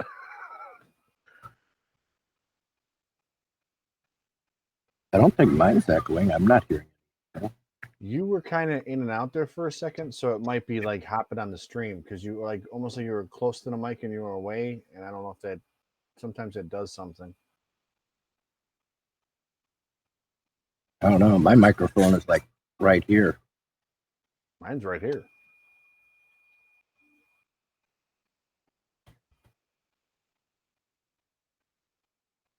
Let's fight over whose mic it is. Come on. I'll go get my professional one over there. I'll just pull it right over. Here we go. Woo-hoo. I got me my professional mic. Yep. Mine's pretty close to yours, from what I can see. What's that? It looks pretty close to the one that I have. Yeah, it's not a cheapie. It's actually connected to a mixer and everything else. So when I used to do live streaming back a few years ago, I invested. So, but the mixer's been all over, you know, to different live events and stuff like that. So it's gotten a little bit beat up. I probably should get a new one. That's why I went to the lapel mic for now because I have a feeling that the mixer is like feeding back, so I don't have it on. I hear you. I need somebody that has more expertise than I do to fix it, I think, because I like this mixer.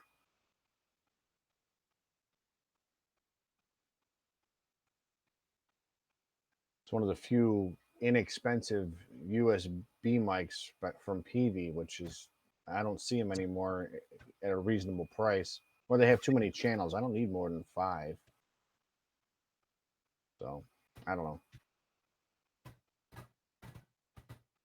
It's just been in a suitcase and been transported across country and set up at like live events and things like that. So it's gotten its fair share of abuse. Yeah, maybe something's coming loose in there. I'm thinking that, but I know if I pull it apart, it's going to be worse. I mean, I have a little bit of electronic knowledge, probably enough to get me in trouble. Hello. Hello. Hello. Hello. Hello. Hello. I've got quite a bit of electronics knowledge, but that can really cause some messes up too. I want someone I can blame other than myself if it breaks. Be like, that screwball screwed it all up, man. It's not me, man. I'm gonna send in it that to case, you and make you work on it. No, you can go ahead and keep it, man. Blaming me for it. Yeah, man, that just tore it up.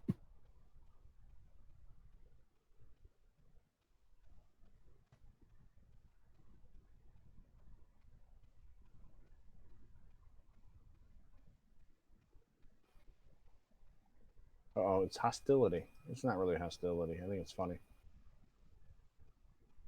Gotta love that bot, man. It does its job when it needs to, but it gets a little overzealous sometimes too. Yeah, I'll let it go. See, Wicked's Jack subscribed with Twitch Prime. There you go. Hey, appreciate that.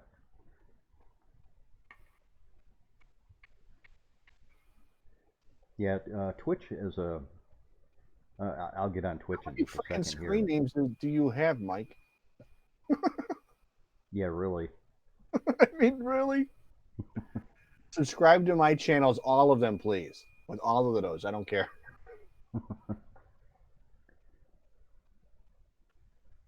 Keep tagging my YouTube channel because I need to get those numbers up.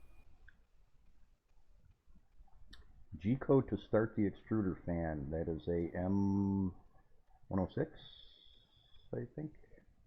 And my Twitch channel, that too. I appreciate it. Sub the hell out of me.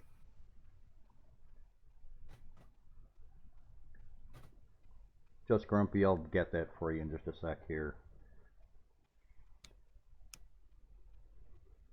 I forget what that one is. It's M106 or M107, I think. God, it's been so long since I had to concern myself with that one. That sounds about right. Yeah, M106 should be the one to start the cooling fan. Yeah, M106 to turn it on and M107 to shut it off. There you go.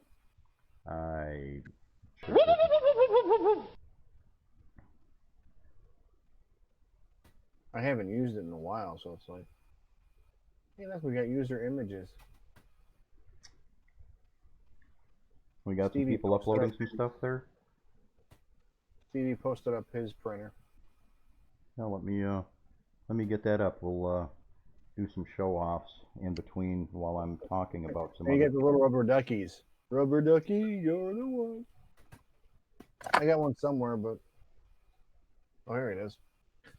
I had a whole bunch, but There we go. my little Yorkie likes these because they make the squeaky noise. And he just kills them and tears them apart. So I got to try and hide them so he doesn't chew them up. Because, I mean, he just devastates these things. And if I squeeze it, he'll be in here in like 2 seconds. So I got to be careful about squeezing it. Can't show the video on the stream. I'm not set up for doing that this time around. Sorry about that, Stevie. We had this up earlier too. What are we looking at exactly there? That's his bug pooter. An insect insect pooter? Yeah, his bug pooter. Dare I ask exactly what that thing does? I don't know. I thought it was something like 420 related or something. It's Ma Dude, man, you know what that's for? Ma Catching Kettle's bugs, man. Ma Kettle's mason jar bong. That's pretty cool. Here's some earlier It could ones. work. I mean, you know, one more little piece on there and it's functional. You end up sitting there. Wow, man.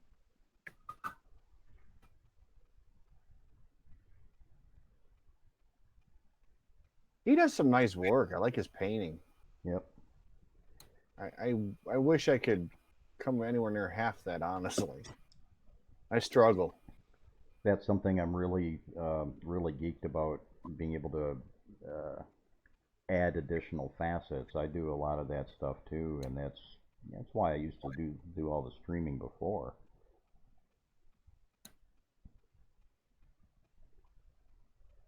Some good OSL there for those. I mean, I'm not horrible by any stretch of imagination, but I'm nowhere near that level. I mean, I've done, you know, you've seen Rocket. I did Rocket, Yep. and then I did a Viking, which I haven't shown you. I'd have to go find it because it's on a shelf in another room, which I know you would appreciate. Um, I did Deadpool, which I thought I turned love out pretty Deadpool. good. Yeah, there's quite a few people that are watching on YouTube right now. We've already had a little bit of confusion out there, and I did the best I could with regards to the press releases and the article that I put out there with regards to stating that the pre-release of the DiBlue GUI requires that you log into Twitch and watch this stream on Twitch. For those that are going to be late, yeah, I hope you like. I hope everybody likes it, Stevie. It's going to be formally. I mean, if you miss it for whatever reason, or if you just think Twitch sucks and you don't want to get in on what's going on with Twitch, the formal release of it, you just got to wait a week. It's going to be released next Friday to everybody in the public. So that's the best I can do with that. I don't have any way to adequately run this event through YouTube and basically keep it fair and reasonable for everyone. We're trying to push the Twitch platform anyways because there's so much more that we're going to be able to do with it. There's some really, really cool stuff, including what you're seeing printing on the screen right now. Are a couple of fan ducts. One of them is for a machine or two that I have coming in on Monday that's going to be used on the channel for live modifications and upgrades and things like that, as well as showing you guys how to actually fix some of the stuff. The other one is going to be part of a giveaway package that I'm going to do next Friday during the stream. People will be able to roll for a chance to win it, and when the system decides whose number comes up, I'll get your name and address, and I'm going to send it out to you free. It's going to be the fan duct, a 5015 fan, and the hardware for mounting it to your X1 or Genius printer. Just in case anybody's wondering, you can get the fan duct. I uploaded it to the file section on the 3D Nexus. It's a remix of another user's fan duct that's out there. As far as the remix goes and everything like that, I had to do some repairs to it, and I kind of changed its dimensions just a little bit to suit my tastes. You can download it there, and if you're wanting the 50/50 fans, I've got a mod page that is on the 3D Nexus all the time now that lists all of the really cool modification items and things that I have used on the system here. Let me get that pulled up, as well as some other just useful and helpful items. Let me get that link for you. I'll put it in the chat, so if people want to go check it out, they can. So I threw a couple of mine up for you guys. There we go. I get asked so much. The reason why I put this page together. We're gonna put a we're gonna put a happy little tree over here, and if you tell anyone, I'll sneak in your house while you're sleeping in your bed. Cool. Oh, man. Well, we did hit affiliate last week with Twitch, which yeah, what I was driving at with the emotes and everything. We opened up, when we hit affiliate last week, we opened up a bunch more emotes, and as time progresses, I'm going to be opening up the more subscribers and followers we get and everything like that. We're going to do some custom ones. Like the monkey.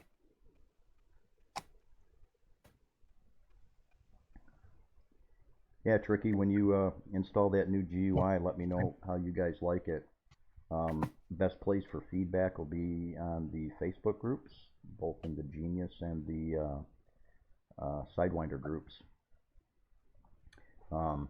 For new people to the stream, people that just started watching a little while ago, in addition to the DiBlue pre-release, I promised everybody that I'd also show you guys. Oh, we got a lot more of those, so I'll put those up in just a second here. Here's a teaser for the next GUI coming out. This is codenamed Skittles. Skittles is a incredibly overweight cat that lives in Hawaii. This is my take on the default GUI. With a little bit of a twist. The buttons are a little more three-dimensional, but it's got all those happy colors and simple, easy-to-read wording and things like that. The pre-release for that will be next week. It's going to kind of run very similar to how we're doing the pre-release for the DiBlue this week, and it will be formally released the following week to the general public.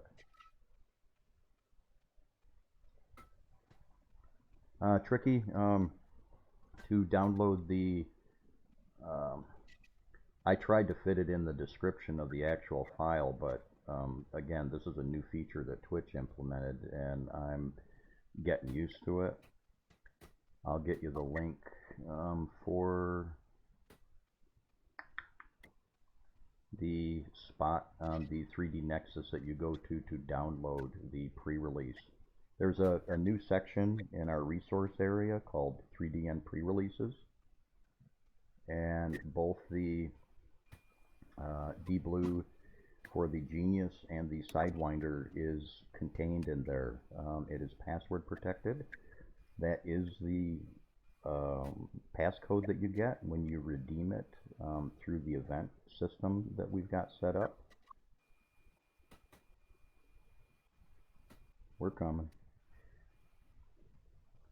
There is the link to go download that GUI and to redeem your points if you've been watching the stream through Twitch and have or think you have or want to check to see if you have enough points. You can go to this link right there.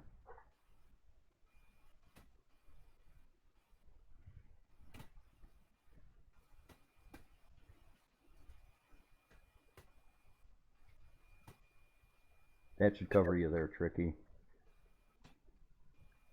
And let's whip back to show off here. We've got some more Images popping up. Oh, Taz is putting these up.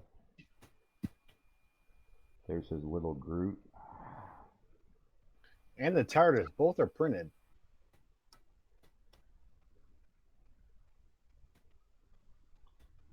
There's Deadpool. Love me some Deadpool. I want to say that's the TTYT Shine Red, and I didn't paint the red. That's all straight up printed off the artillery. Oh, that's really good. That's really nice. It's a really pretty red. I use it for a whole bunch of stuff. It's just gorgeous. Uh-oh, what do we got here? Okay. That's an interesting print, to say the least. That's the doc from Jack the Skelly. Halloween. Yeah, Nightmare Before Christmas. My wife liked it. That's all printed, and that's actually wood. The wood you were talking about, I used that for the wheelchair. It was more like a steampunk-esque type Right, wheelchair. right. So I went that route, and then I used some rub and buff for the accoutrements. Good old rub and buff, man. I mean, it was multiple pieces, so I mean, I did assemble it, but it was all 3D printed. I can't find my Viking right now. I don't know what the heck happened to it. Oh, we'll live. It's irritating me. I don't know what I did with it. It's not like we're not going to be doing this all the time, so. I know. This one's kind of fun. It's kind of Viking-esque, even though... Shame on you, Tricky. You're not going to get me to post it in the chat, buddy.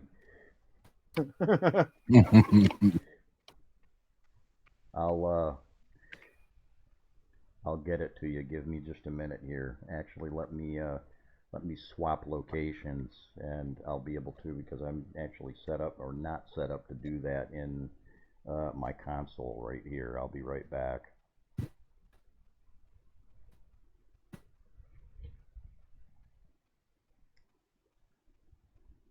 No, I'll get it to you. I want to see what you have to say about it. Give me just a second. It's no big deal.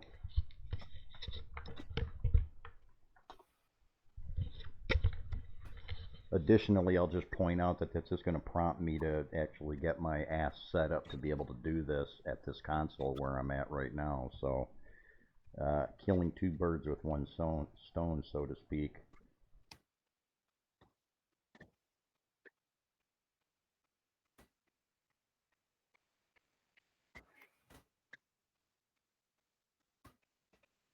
Nice.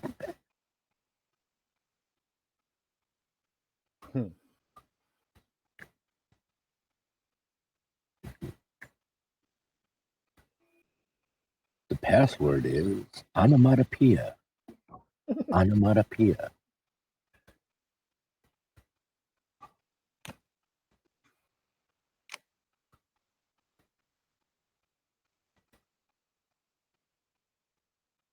I think you meant 867-5309, but I'm just guessing here.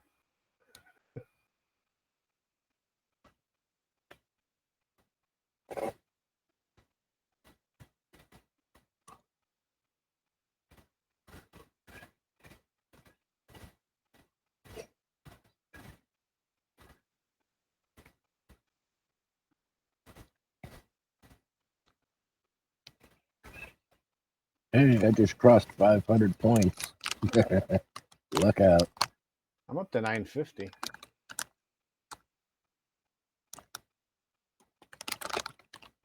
Well, you've been logged in for like longer than I have.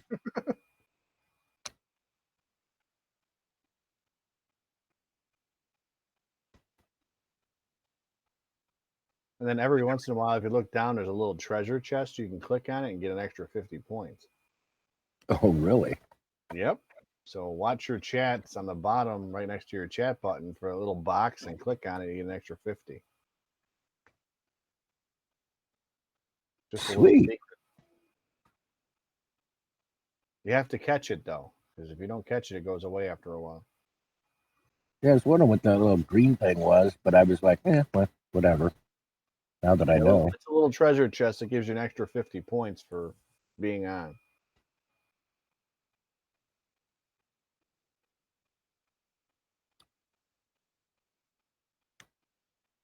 I like to click on things for some unknown reason. And then wonder why everything gets broken. I don't know. You sound like the character from Titan AE. God,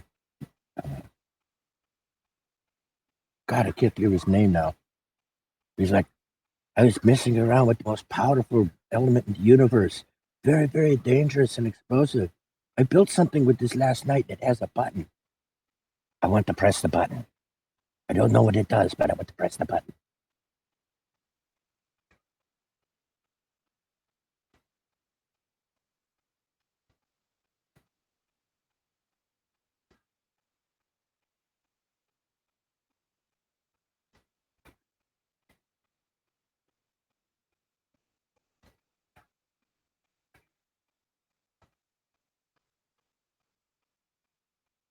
All right, great, Turkey. That's good.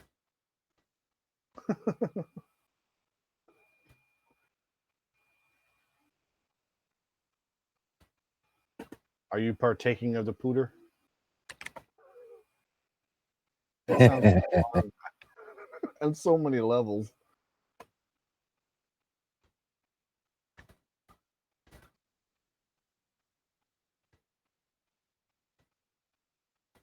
I have to go and find my vape pen myself or something. I don't leave home without it.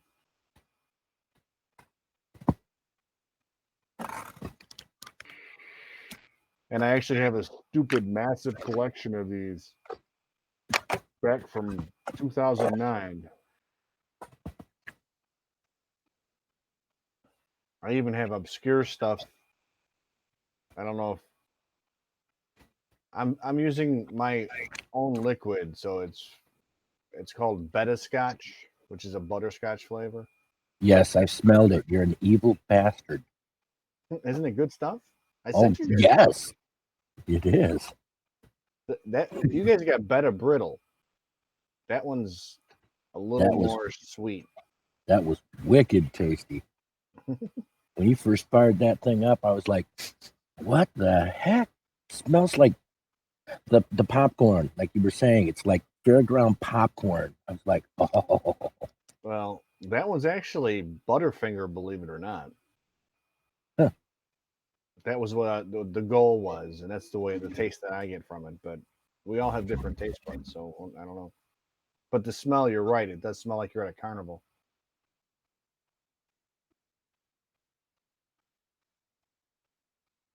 Take care, Grumpy. Thanks for hanging out with us.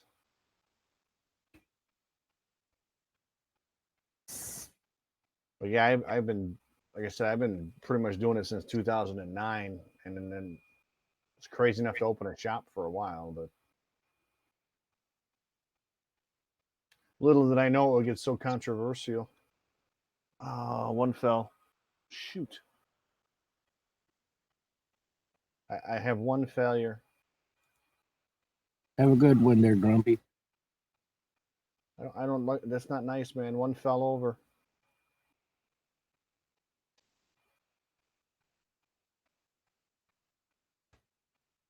I probably should have put a raft on these just because, but I was trying to be like Fen and be slick about it, and I probably just missed the mark.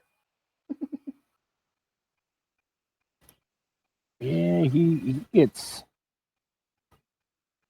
I think part of it is faster than I should be going on it, and I probably should cancel that one because it's going to screw up another one. I can guarantee it because I can see stringing. Oh, it's going to go badly if I don't fix it. Well, for one thing, they're curved, and they're also quite a bit taller than what Fen was printing. So you're skirting around the danger zone there. I think the back four are done. I think this is the tall ones that Maybe not. Now I have to wait to find which one it is I got to cancel. I hate that. You can see what I'm doing live. Watch as Taz screws up the entire print that he spent hours doing. I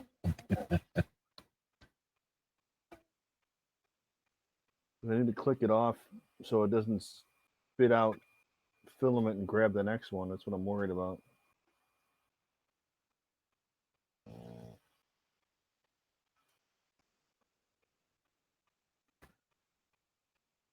So bear with me while I watch a print and babysit for a minute.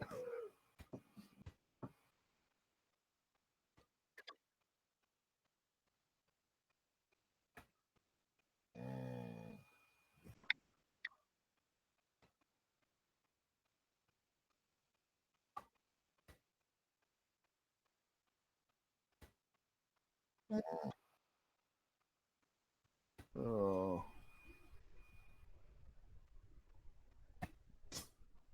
You look like you're getting I ready think to. did two of them fall? Oh, there goes that one. You look like you're getting ready to show us something. It's bad. No, It's falling. his towers were getting a little bit taller, like quite a bit taller than yours. He was trying to do what you did with the really narrow print with no brim. And yeah, they're starting to fall over. I don't use a brim. You don't need it. I told him how to do it. Yeah, he hasn't gotten it yet. It doesn't mean that I followed your instructions to the letter. I mean, you know, that'd be like.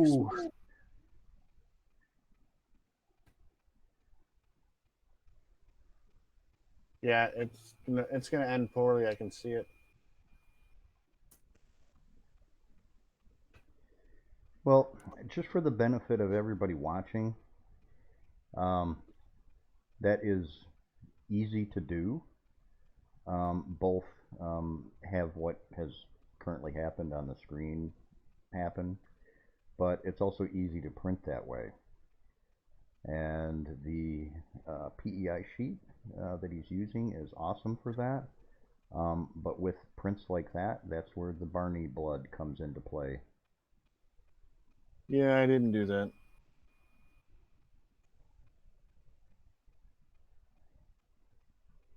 Now it's like kind of mad at me.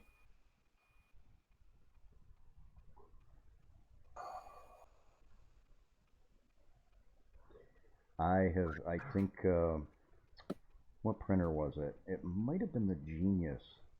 I was goofing around. I did like a little 10 by 10 millimeter by 360 high pillar.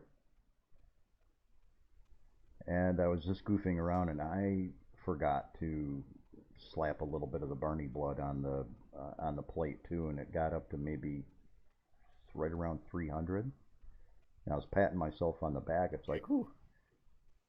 And I could see it was just starting to come a little bit loose down towards the base. And I went ahead and I grabbed the 3D pen that we have in the shop here, and I ran over to it with the 3D pen. I went ahead and I just because, you know, I mean, the print wasn't going to be functional for anything. It wasn't being used for anything other than testing. But I said, you know, damn it, after all this time, I didn't want it to fail. And I went ahead and I 3D penned a quick brim around the base while it was moving. And I don't think I'll ever do that again. Oh, I should have just put a raft down there or something, or put the glue on there, but I didn't.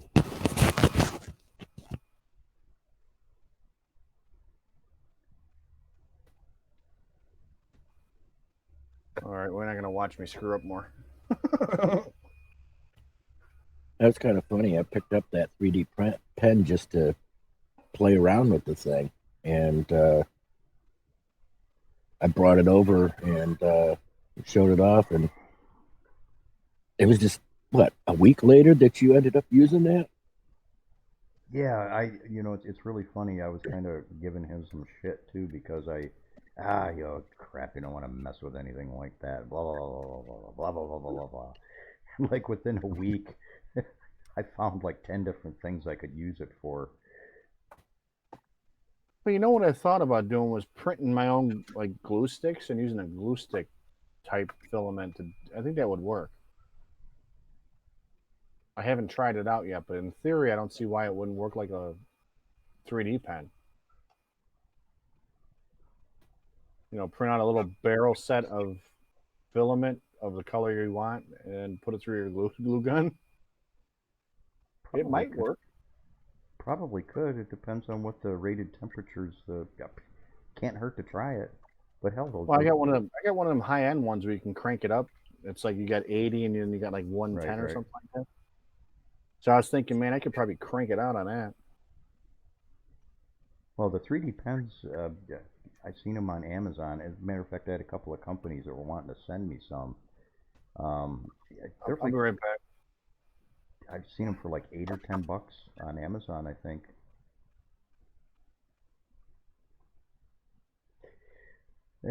For the people that are relatively recent or newer to the stream, in case you have missed it, let me flip over a screen real quick here and get this pulled up. The other part of the stream is involving the pre-release of the DiBlue GUI. People who have been watching the stream have been racking up Nexus coin. You are able to redeem those coins in the stream store. I'll put the link up for that. You can also pull it up yourselves just by doing !stream store, all one word. That's where you redeem them. After doing so, it will give you a passcode, and then you go to the 3dnexus.com website to our resource section in the file area.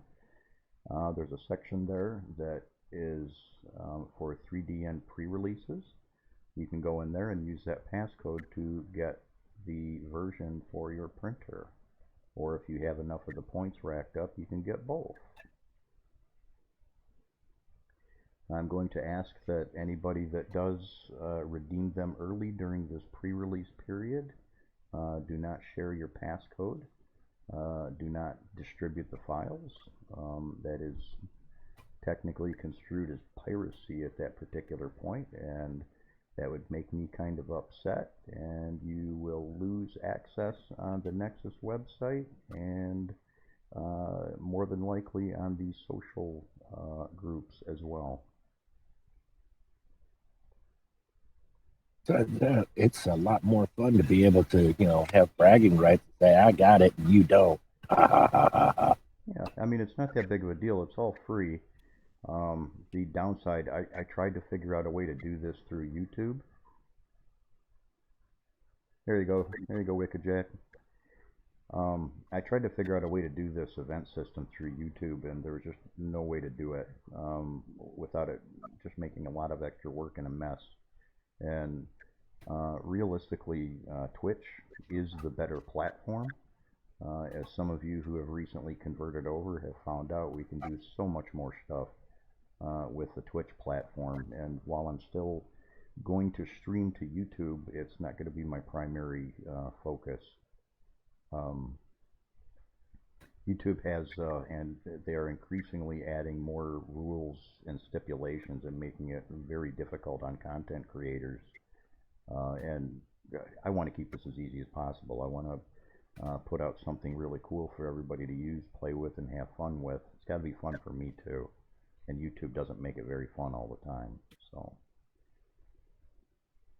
well, anyways, you're seeing a visual of the DiBlue GUI as listed in the press release and the articles that are out there. And as I hinted earlier, there's also a sneak peek of the Skittles GUI. That little guy is going to be released or pre-released next stream, next Friday, 10 p.m. Eastern Standard Time. Same system that we're playing with right now. This is my take on the default GUI with even nicer three-dimensional buttons and colors. and custom icons as well.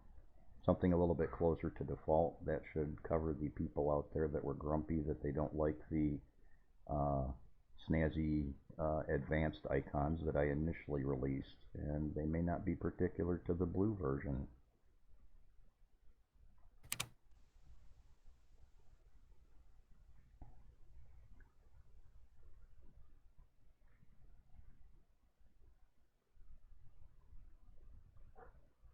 And also for newer people to the stream, currently printing in the lab are a couple of fan ducts that are going to be, one of them anyways, is going to be part of a package that I'm going to be doing a giveaway for next week on the Friday stream.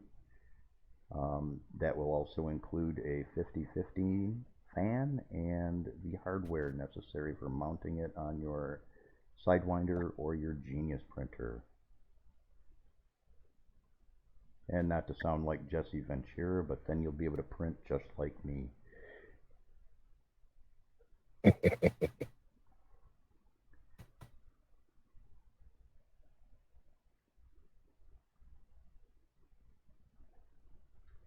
And I think for everybody involved here, folks, we are going to take, we're not going to shut the stream down, but we're going to take like a minute and a half or 2-minute break to refresh the coffee.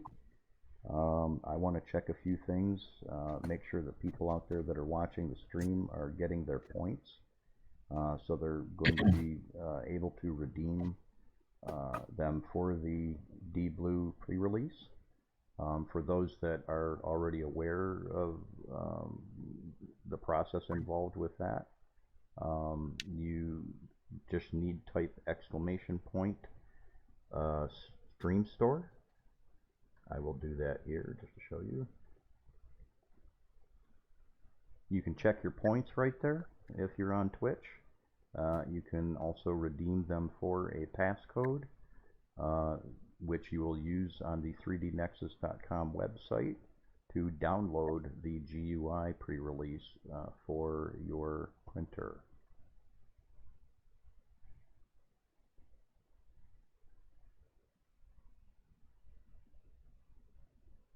And give us just about 2 minutes, folks.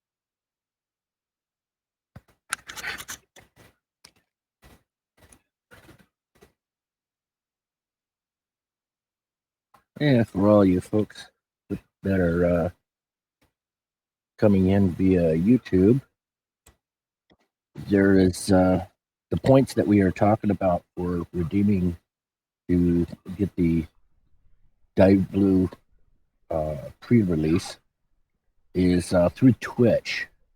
And if you already have Amazon Prime, you'll have Twitch as part of your Prime membership. Otherwise, just go right over to Twitch. It's a pretty decent platform for doing all the stuff. And it's all free. You don't have to. Twitch or Amazon Prime just makes it easier. But just type in Twitch and go to the website and fire it up. I mean, it's actually just a website that you go to, just like YouTube. Much better platform, though.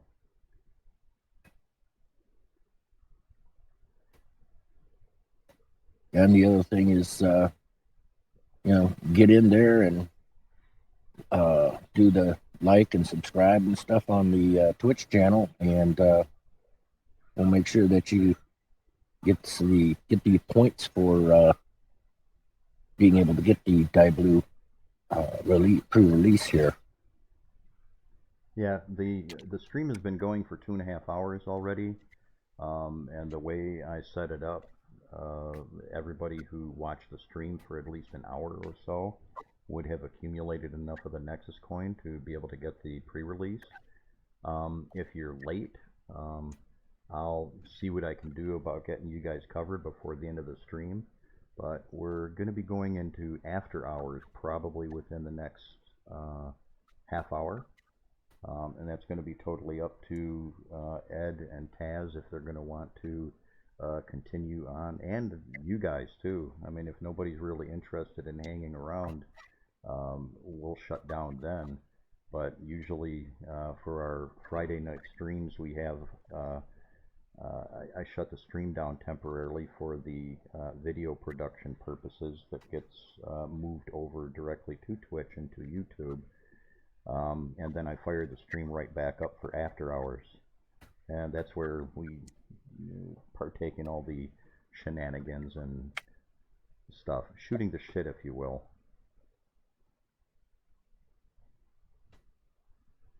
We'll get our cameras back up in just a minute here, too. Everybody's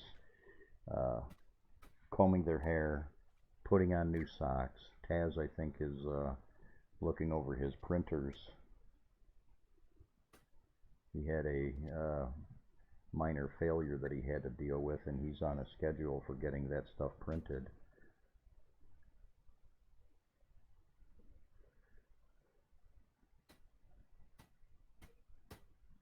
Yeah, I appreciate all the likes and follows on YouTube and everything like that.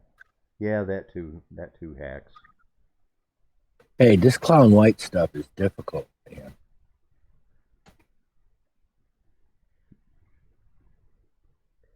Yeah, for all the people that are diehard or hardcore for being on YouTube and everything like that, I intend on streaming and running the live sessions on YouTube. But all of the really cool features, the contests, and stuff like that, Twitch has all this stuff built into it, and YouTube doesn't make it very easy to pull some of this stuff off. So. That's why the preferred platform for our show is on Twitch.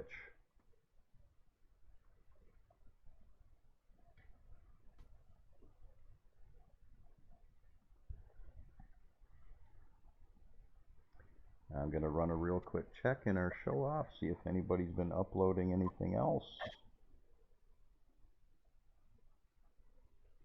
Well, Taz put a couple other things up. Cool. Thanks for the follow.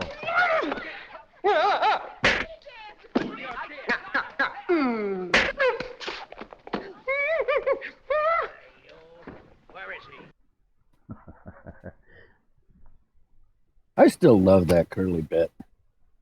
Well, there's once people get into doing it, there's a number of them that people have to unlock yet. I'm going to leave most of them as a surprise.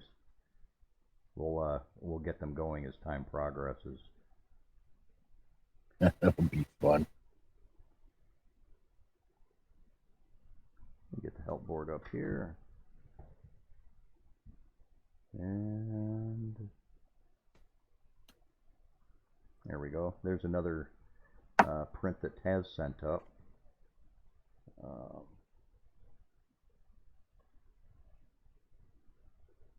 And let me see what else he's got in here for us. There we go. He mentioned that. He mentioned that, but he didn't say exactly what it was for. Well, it looks like it's Halloween. Yeah, it's Halloweeny. Yeet. Evil pumpkin. Awesome looking tree. Oh, Juggalo's got something up here. Ooh.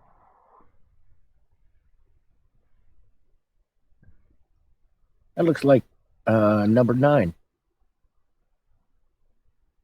Yeah, that's from the movie 9. That's pretty cool. Did you have to use supports to print that? I'd almost assume you had to with the fingers and stuff, but the Oh, sorry, I'm back. the detail on that's actually came out really, really good. Oh, you back, Taz? Yeah, sorry. You get all straightened out there? I have to reprint. It totally took them all out like a domino. No matter how many times I canceled or how fast, it kept crashing. I'm like, okay, time for a raft. There you go. I like the detail of the stitching on that and stuff. I can even see the safety pin that holds them together. Oh, we got something else coming up there. Okay, swap back over here. That's that weird cat one that they had on My Mini Factory, I want to say. Looks like a cross between the Cheshire Cat and an anime or something. Yeah, I don't know what it was supposed to be, but it almost reminded me of from Avatar, I think. That's the first thing that comes to mind, but I know I'm probably wrong. I'm like, my wife would shoot me. I'm like really behind on my anime stuff. I guess you would call that a caterpillar.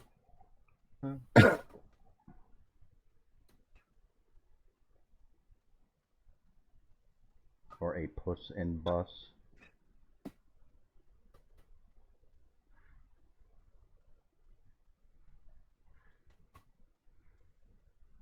There we go. There's the Viking I think Taz was talking about.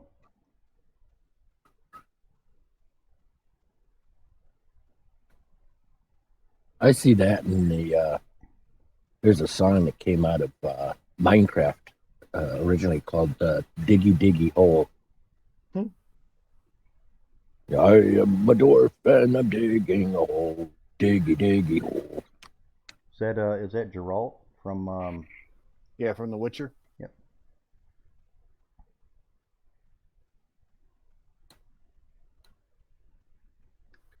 I did that one actually in multicolor filament, and it turned out really cool. Yeah, one of the focuses, some of the other streams we're going to be doing, I'll be showing you guys some airbrushing techniques, some more advanced painting techniques and things like that. We're going to have fun. We're going to be doing a lot of different things on the channel. I like to learn things too, so if someone's got some kind of idea or something, I'm more than happy to look at it.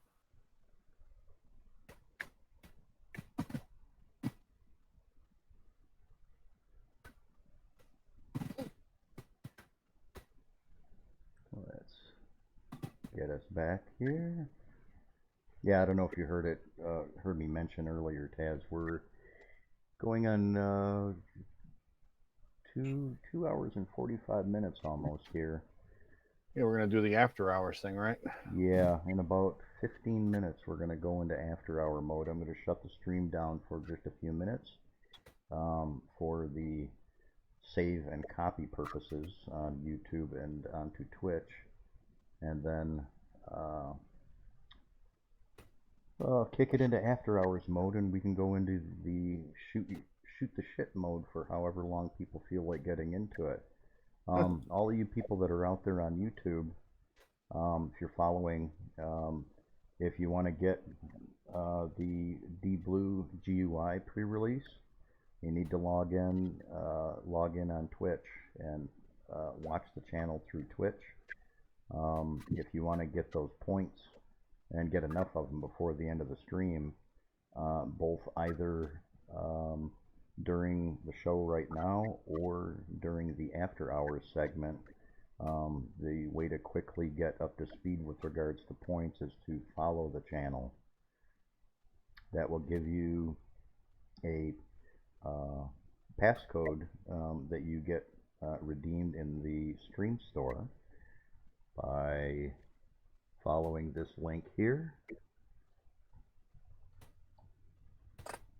So what can I give it 1.1K?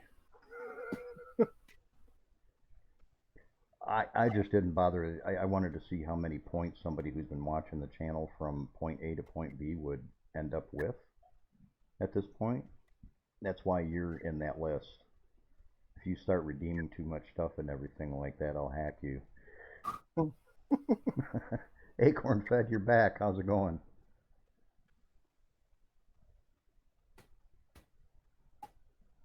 Oh, okay. My neighbor Totoro. That's the name of the anime. Totoro, I was trying to get that name in my head too, and it just wasn't going to happen tonight. I'm already starting to lose my voice too.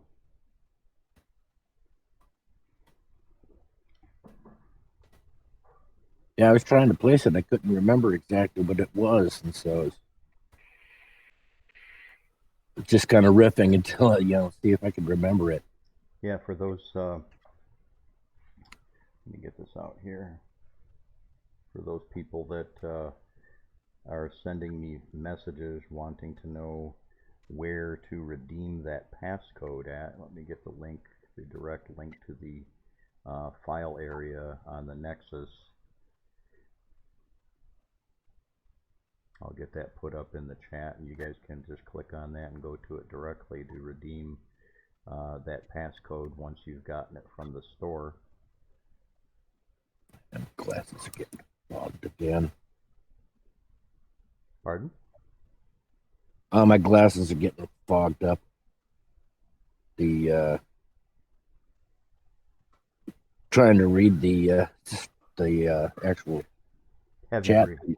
Heavy breathing. We have that effect on people. Even ourselves. Oh, look out. There we go. There's the link to redeem that passcode that you get through the store.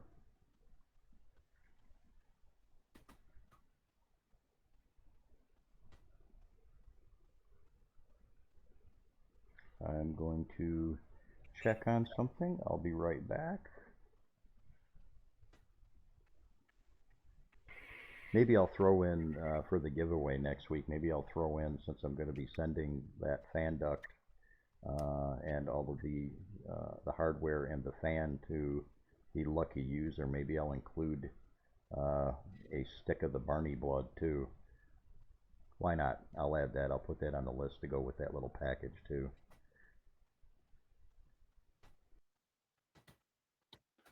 You're going to give them glue you can't sniff. What fun is that?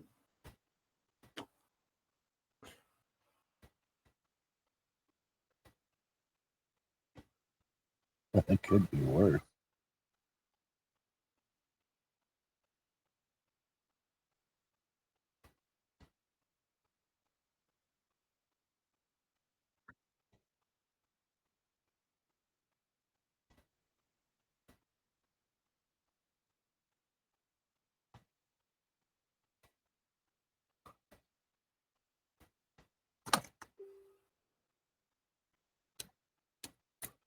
Oh, by the way, Taz, I got my tube of tip cleaners.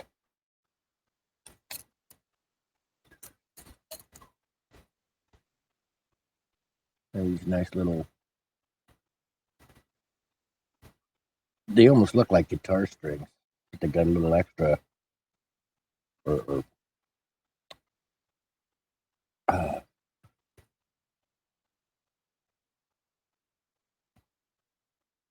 kind of like an acupuncture needle. Them seem a little thicker though, because I got the acupuncture needles and them are kind of thin. Well, these right here are point. I got 0.4 and 0.35.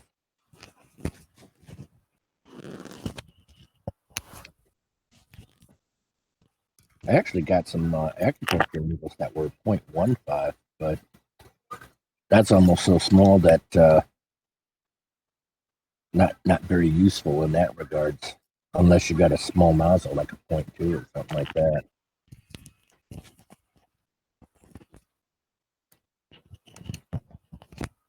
Well, I got a bunch of these guys, and like I said, they just seem really thin and then not really flexible. I mean, they're like too flexible. But so we get them in that little. But I mean, that's tiny. So I don't know. Let me see if I can get. Yeah, they're not really easy to see, but yeah, that looks similar to what we got. But these seem to like really bend. Like when you're trying to get it into some filament or something to get it out, it just seems like they kink up and then you wind up almost stabbing yourself. These are acupuncture needles, what these are. Yeah. So I'm thinking the guitar string would probably be a little bit stiffer. Just from having a guitar, I figure. I didn't even think about using the old strings. It's a possibility. Yeah, I think it's depending on what kind you get. You just look at the diameters on them. Well, you actually list them on the pack when you get them. So I mean, that's not actually a bad idea to get those. Well, the hard part is that ours are guitar strings are generally done in thousandths of an inch, right? And of course, our nozzles, they're in millimeters and stuff. Let me see what the 0.04. I want to say it's almost like an E string, but I could be wrong. It's been a while since I've. Yeah, I don't recall.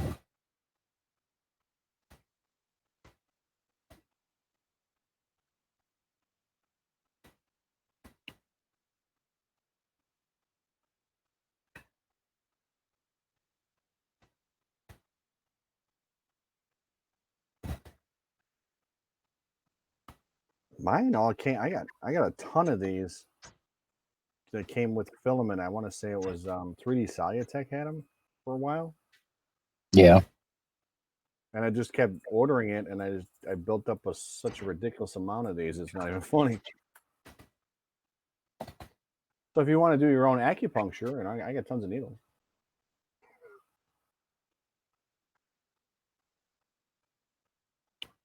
That's Little E, not big E. Yeah, I was thinking. I was trying to remember what the scales were on it, and it's been a while since I played with this guitar string. So,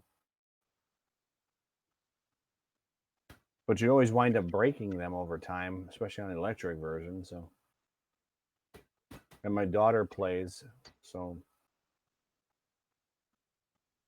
I figure I gotta have something lying around that's probably a little bit stiffer than these needles. okay. 0.015 inch is the yeah, that's 0.381 millimeters. So that'd be pretty damn close. Be slightly smaller than the diameter. So even if you got a little burr or something on the edge of your nozzle, it would still manage to get in there. It'd be ideal, actually, like I said, because not to mention the length of it, because then you could get down in there without having to pull everything apart, too. Oh yeah. Well, I mean, even the ones that I got through the Amazon thing, they work pretty good. The only thing that kind of bites as far as guitar strings are concerned is most of them, they're just the thin part. They don't have the extra wrap like these things that I got in the tube, because having that little extra bit that you can grab onto is definitely helpful. Because Unless those guitar strings hurt when you jam them into your fingers. yeah, They indeed do. But I imagine you could probably get something like one of the lower strings, like the low E, and it depends on what the core windings are. And I think it has it like on the package.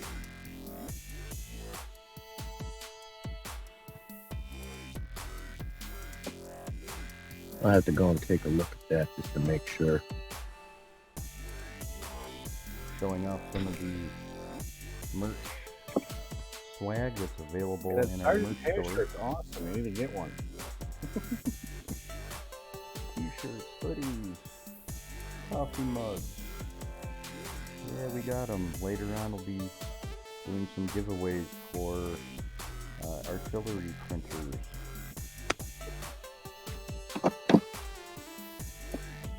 Gotta follow the channel. Gotta hang out with us for a while before that starts happening, though.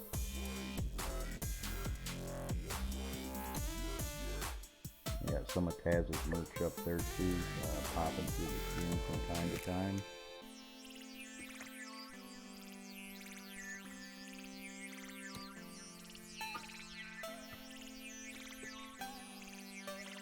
There's the Taz cup there. I wish they'd introduce the black ones like they said they were going to. I'm more fond of doing the graphics on the black colors myself. Maybe they kind of stand out better.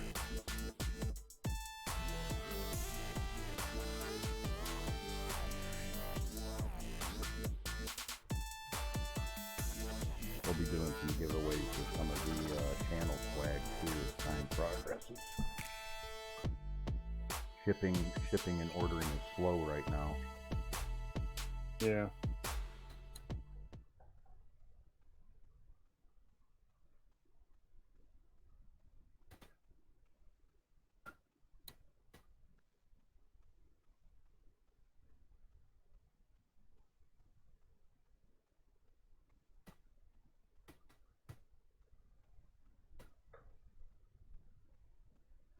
Clear folder filing boxes, dry box. There are a number of printable mounts for those different types of boxes and things like that that are on Thingiverse. There's a lot of them the last time I looked. That's about as close as I, short of doing something actual custom, that's about as close as I'd be able to get you for a suggestion.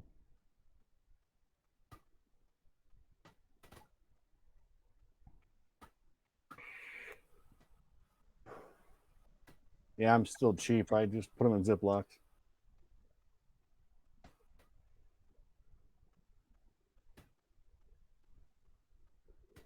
I guess it's all going to be personal preference or whatever you feel like printing or whatever's going to work for you. Measure twice and cut once, as I'd say, I guess. Safety third. That's my motto. Well, you could always be like Colin Furs and have the safety tie.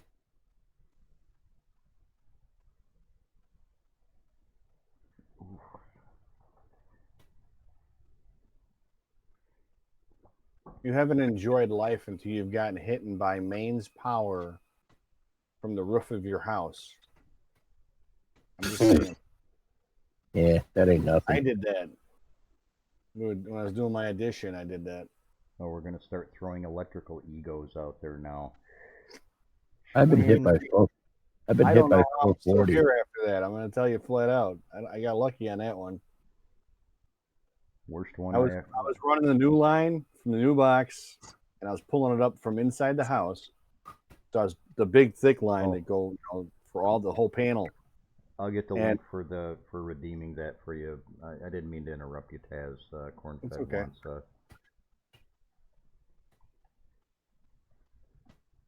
But yeah, so I'm pulling it up, and it's hanging precariously over to the old existing one, and I didn't realize I was that close. So I had half of it up, and I yank and make the connection, and it hits ground. I woke up about an hour later, and I don't know what possessed me to do what I did, but I had a big pile from the addition of dirt, and I missed every board with nails sticking up, and fell right in the middle of it, and woke up like I didn't know what happened. So I always say safety third. Yeah, Cornfed, the file is on the 3dnexus.com website in the resource areas. There's a new file area in there that is 3DN pre-releases. You just go there and you select the file that you want and use that redemption code to download it.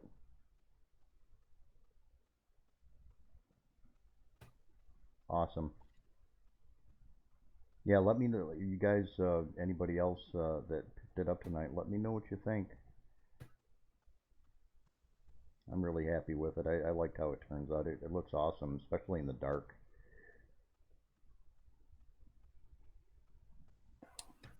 Yeah, if I wouldn't have upgraded, I could play, but Just need to get you in a couple more artilleries there.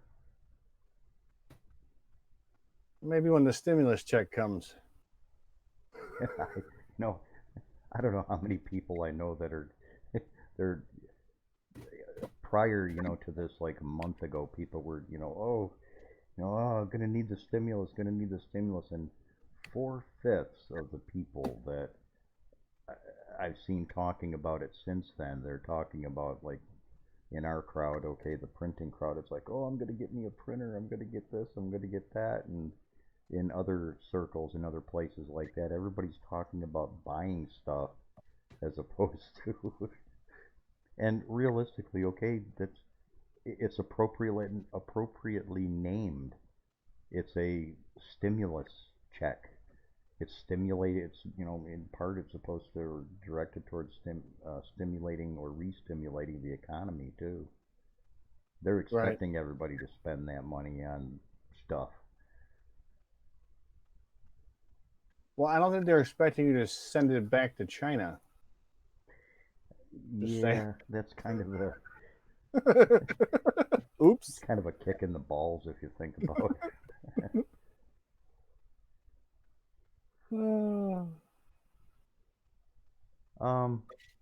There isn't any reason that it shouldn't be working.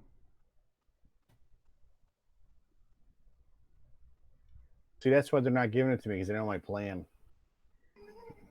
Let me look up your thing going on here, Harley. Hang on here. I knew you were going to be trouble when you were talking about. Well, you're going around claiming your lead hacks. I think you should be able to make it work. I'm just saying. I didn't always say that I'm the lead hack. I know No, Russian. did you see the screen name? Oh, Bolos. Hey, cool. What's up, Bolos? He's back. You're saying your lead hacks and you can't make it work. I don't know, bro. I'm just playing, but I am everyone's favorite asshole. For so when I don't feel like getting into trouble, it's all the Russian people that I know that do all the heavy lifting. I know better than to do crap myself. Hey, Bullis, real quick,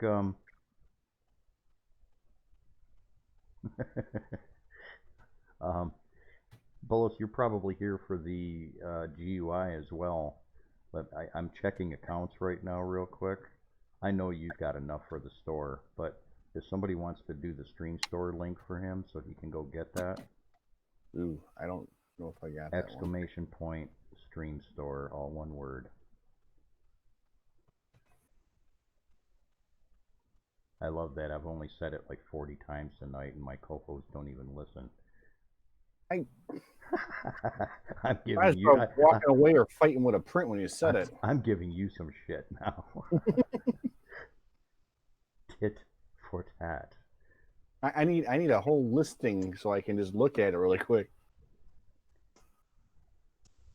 Well, there is a command that you can enter. Right, but you're gonna have to give me like a PDF that I can throw up, so I don't have to keep like. There's actually a command in Twitch that you can, I think, for showing all of the custom. It probably is. I'm not really great at this one yet. I haven't learned all the stuff on Twitch yet. Because this is like a whole new realm of stuff that I never dealt with. Yeah, I When we sure did as the heck live don't streams, play we had our that. own server and our own complete network. So all those commands are totally different. Okay, Leap's got enough points going on, and Bolos definitely has enough points going on. Give me a second. Let me see if I can whisper. So this. Bolos, you can download the pre-release version of the UI. So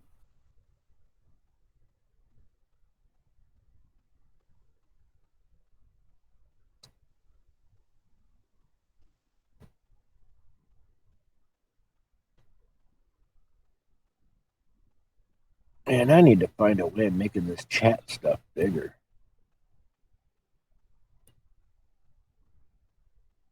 that's why that's why my camera's on a weird angle. Is I got a 55-inch TV, so I can put all my little windows up. Only problem is you get to see the top of my head, because if I put it in the middle where you'd see me, it looks really weird.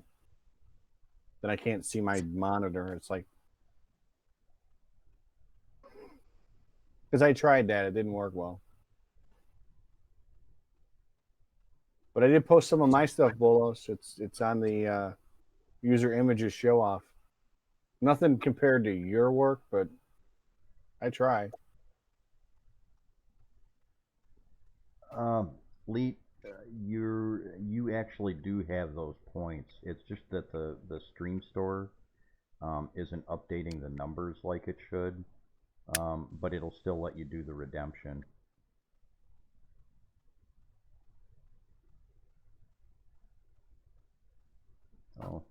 Oh, well, hey, Bolos hasn't seen this yet. Let me get this up for him real quick Yeah, here. throw it back up there so you can see it. I've got a pre-release picture or a teaser picture of the, there we go.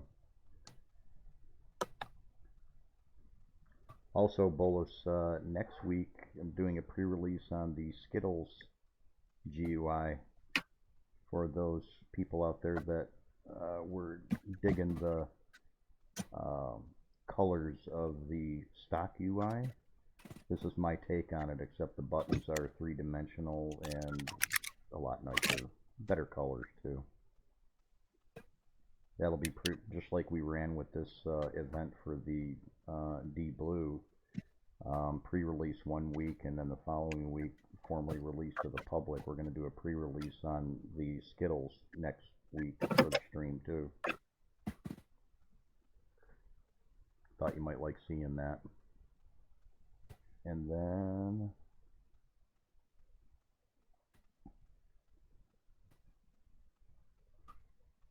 the one that you came for.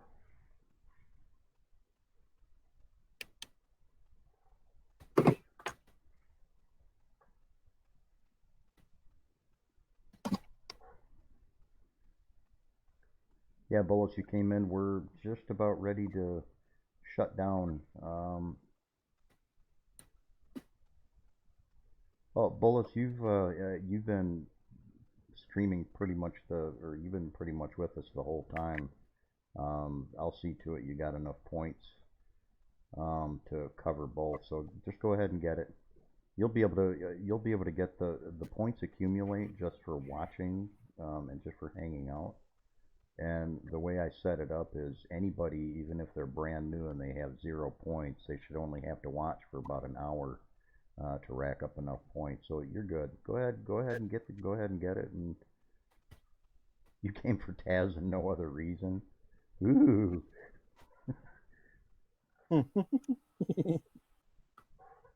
Hey, I'm not sure man, about I that can deal one. with that.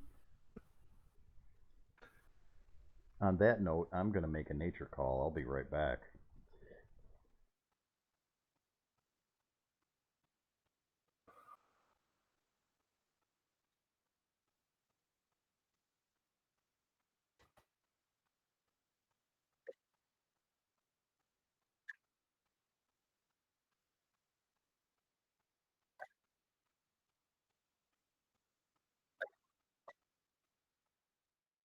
Oh,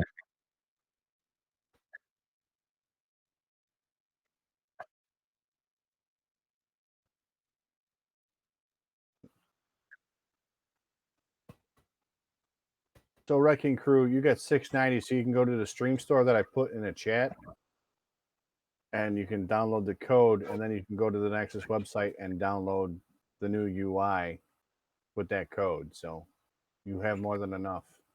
So you're good to go.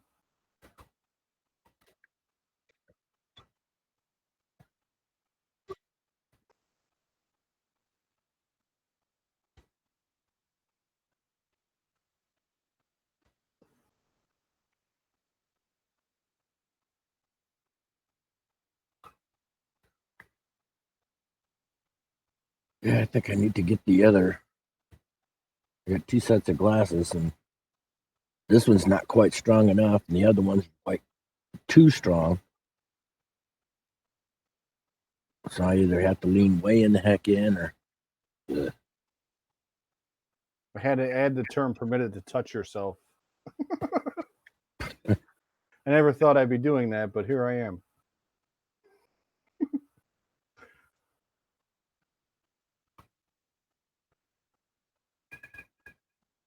Our chat blocker tends to block a lot of stuff, so I try and clear most of it.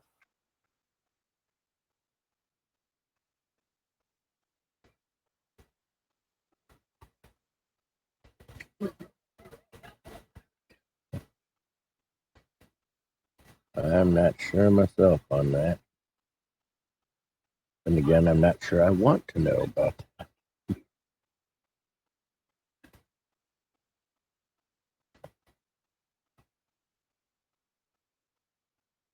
Yeah, actually, I did. Like I said, I don't know if you saw the message I typed in there. I said, "Yeah, I like it, but my wife wouldn't."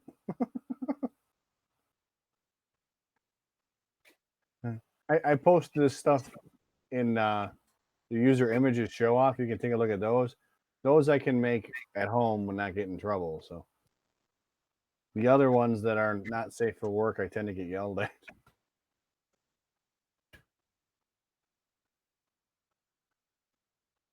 So in that case, that NSFW would be not safe for wife. Yep. Not if I want to remain married. Yeah. I told her no one's going to take over payments, so I wouldn't worry. But Earl's printing for a contest coming up. He's doing the fan 5010 fan 5015 fans. Yep.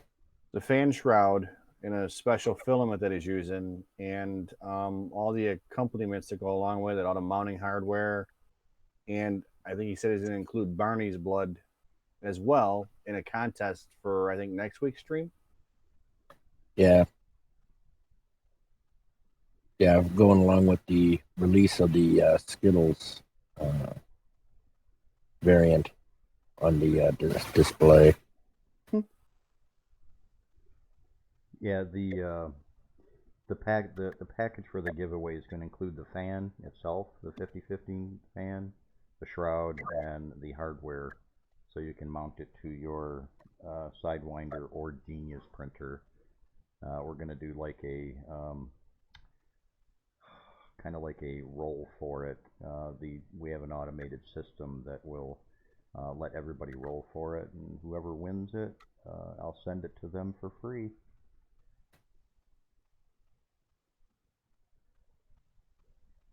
So there's different mounting hardware for the Genius? No, well, you need screws. The default screws that are with the stock fans aren't long enough. Yeah. Well, no, I get that. I just because you said for the, like it almost made the way you said it almost sounded like there was different sets of screws for the Genius. Well, and I was instead like, of saying screws and nuts, it's just mounting hardware. I'm just a squirrel trying to get a nut, bro. I'm asking. I have two right here. Oh, 50-15 fan. What? What?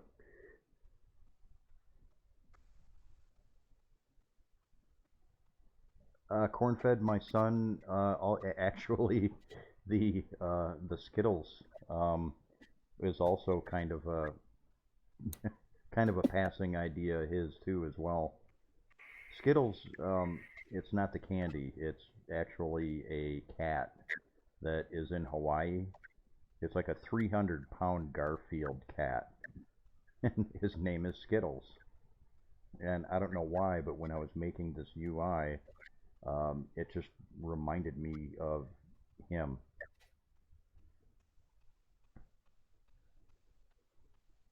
Yeah, that's going to be pre-release next weekend, and also as far as other options for the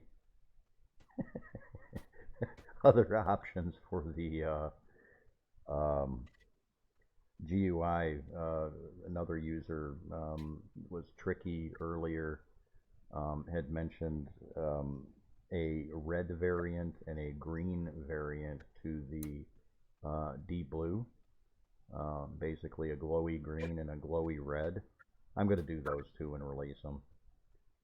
I'll probably release them as a, instead of releasing them as single packages, I'll put them both together in a package and kind of do a release scenario for those two. Because just a planned roadmap for these GUIs. Once, yeah, once I get a grip on a couple other things going on here, my intent is to also make these GUIs all backwards compatible with the stock firmware. So if people just want to play with, you know, a nice biffier GUI for the stock firmware, you know, if they're not comfortable with doing actual board or printer firmware upgrades, they'll still have access to the GUIs on the stock systems as well. So that's all planned.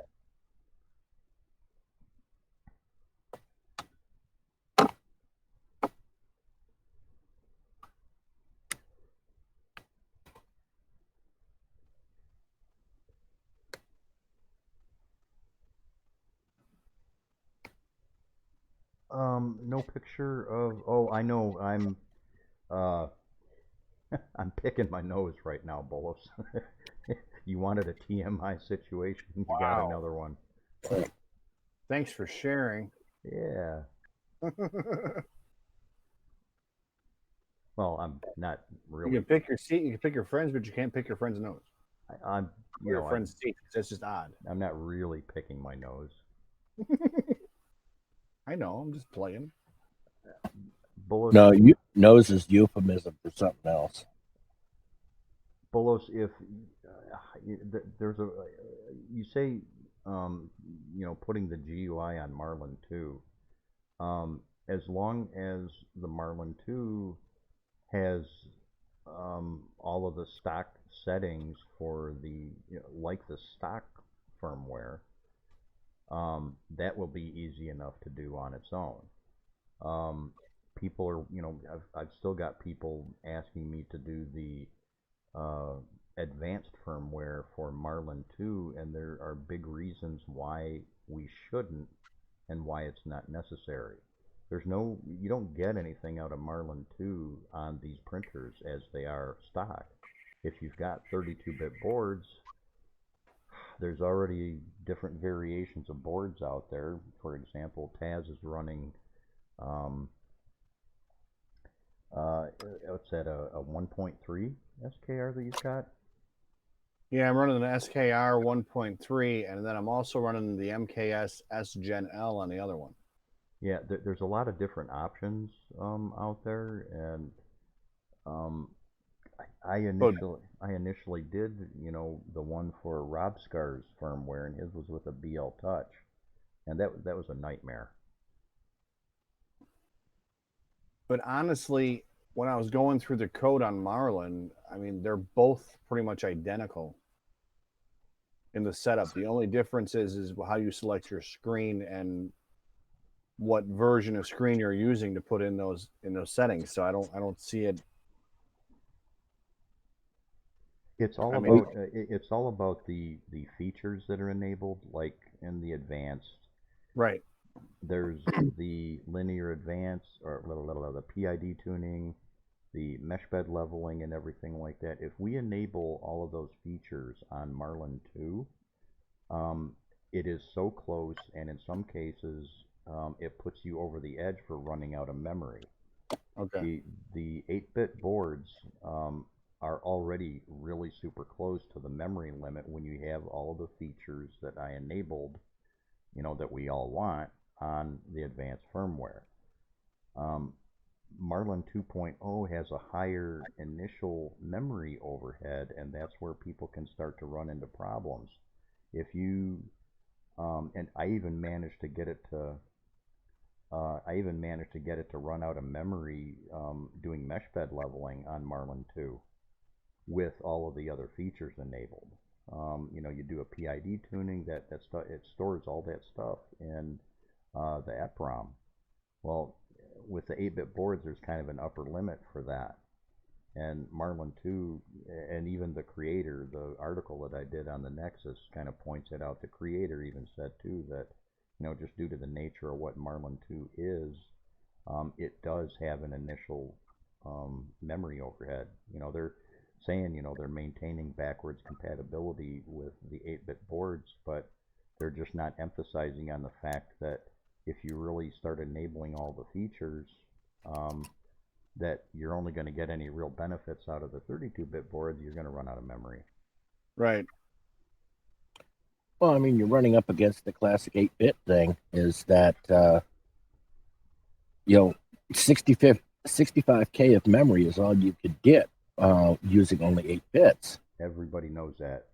Yeah, but I'm just saying, the 2.0 is using almost all of that right out the gate. When you add to everything else, then you're done.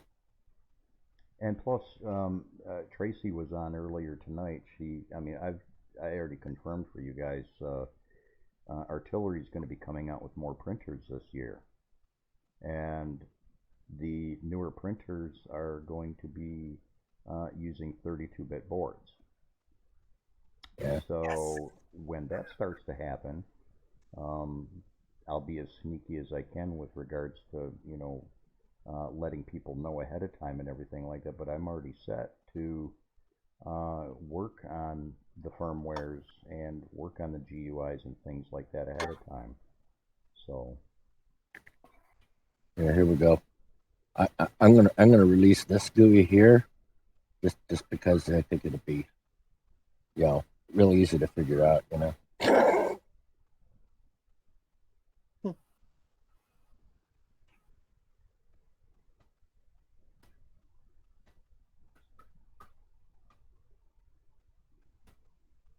I keep trying to talk him into making one for my TFT dual.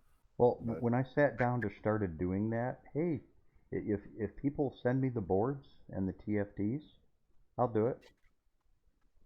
My whole thing is, I right now, for all the printers that I have actively, are busy. Right. That's why I've got more printers coming in Monday. That's going to allow me to start doing some of this stuff. And if I get enough of them in, I'll set one of them aside for goofing. Or we'll decide on a more common or more readily accessible board set and TFT set, and I'll do a set for that stuff. Yeah, Bullis, see, that's something else too. Okay, I get questions all the time. Well, which boards do I get if I want to change over to 32-bit? I'm like, any ones you want. Well, which ones do I get? Which ones do you recommend? I don't recommend any of them, to be honest with you. And the reason why is the printers as they are right now, they're fine. Knowing what I know about the printers that are going to be coming out, I'm just being lazy and patient. Okay, but okay, I run through printers kind of for a living, or just kind of as a process here. So I've got printers coming and going all the time. People at home, this may be your only printer, you only got a couple of printers or something like that. I understand desire, you know, to, you know, play with this stuff and everything like that. But maybe at some point this will get easier all the way around. I mean, I'd love further down the road a better system put in place for doing all of this stuff. Yeah, the only real reason I changed was I was going to change the display, and I was like, well, I'm already digging around inside here. And it was, I actually got it on a deal because they were running, what was it? BTT was running a deal for the board and the display. It was like stupid cheap if you order direct from them. And I was like, well, why not? I'm going to be in there anyways. I might as well upgrade the board. And I'm not unhappy that I did. I just, like I said, the UI is like kind of boring compared to what you're putting out. And I wanted to keep the printer more or less looking stock, but it didn't do the features I wanted that weren't on it, unfortunately. Yeah, and with an exception of the difference of the TFTs themselves, I don't think that there'd be any issue doing a GUI that would be able to be used across the boards. It's the TFTs themselves is where it's like, unless you get this size or this size, or, you know, there's what, how many TFTs are they kind of playing with that are kind of average or common? There's about 4 different sizes now. Yeah, you got a TFT 24 dual, a TFT 32 dual, and a TFT 35 dual, if I'm not mistaken. Because Yes. I purchased the 24 one just to look at it because I was hoping it would kind of be closer to the size of what we got and maybe fit into that space a little better. And it, you know, because of the way they put everything on the board, so the USB, and it's a full size SD card, oddly enough, on each of those, and they're on the back of the board. So even if you put it inside, now you have to run additional, you know, extensions to make it work if you wanted to keep it inside the case. So it's like, okay. Yeah, Because see, one, I'm running the TFT 35 on the SKR board. On the MKS board, I didn't have the TFT 24 yet, so right now it's actually running an old Ender 3 Pro screen, just so I could use it for the dual color commands I wanted. That was my biggest disappointment, was when the M600 codes didn't work. That really ruined it for me at that point. And that's when I was like, I'm going to upgrade it because I need that when I want to do a you know, like a 2-color project or even a 4-color project. I want the extra ability where I don't have to sit and babysit it and wait for that layer to hit. I want my printer to notify me and park the nozzle so I can change it.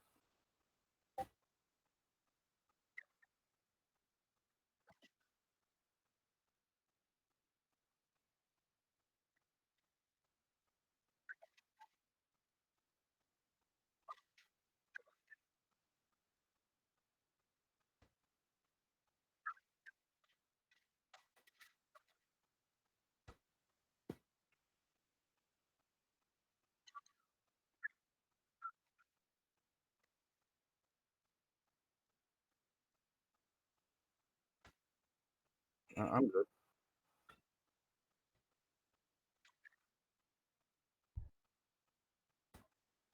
Okay. alrighty. Yeah, guys, we've been streaming now for about 3.5 hours, and there's just a couple of us hanging out here. My throat's almost gone too. I'm probably going to be voiceless probably in the next 5 or 10 minutes here. So, anybody that is still watching, appreciate you hanging out for a while. Bolos, I know you got here late. Sorry we couldn't hang around for longer, but as far as Simplify 3D, yeah. I'd say no. The only reason I say yes is, hey, thanks for coming by, Cornfed. The reason I say yes, if the money isn't an issue, okay, because it is an expensive piece of software. If the money isn't an issue and you want the one and only great and awesome feature that is left in Simplify 3D that still beats the hell out of everything else is the supports. None of the other slicers, if you start getting wrapping your head around and using Simplify 3D and its manual support generation and the way it does it, you'll hate the other slicers. I use it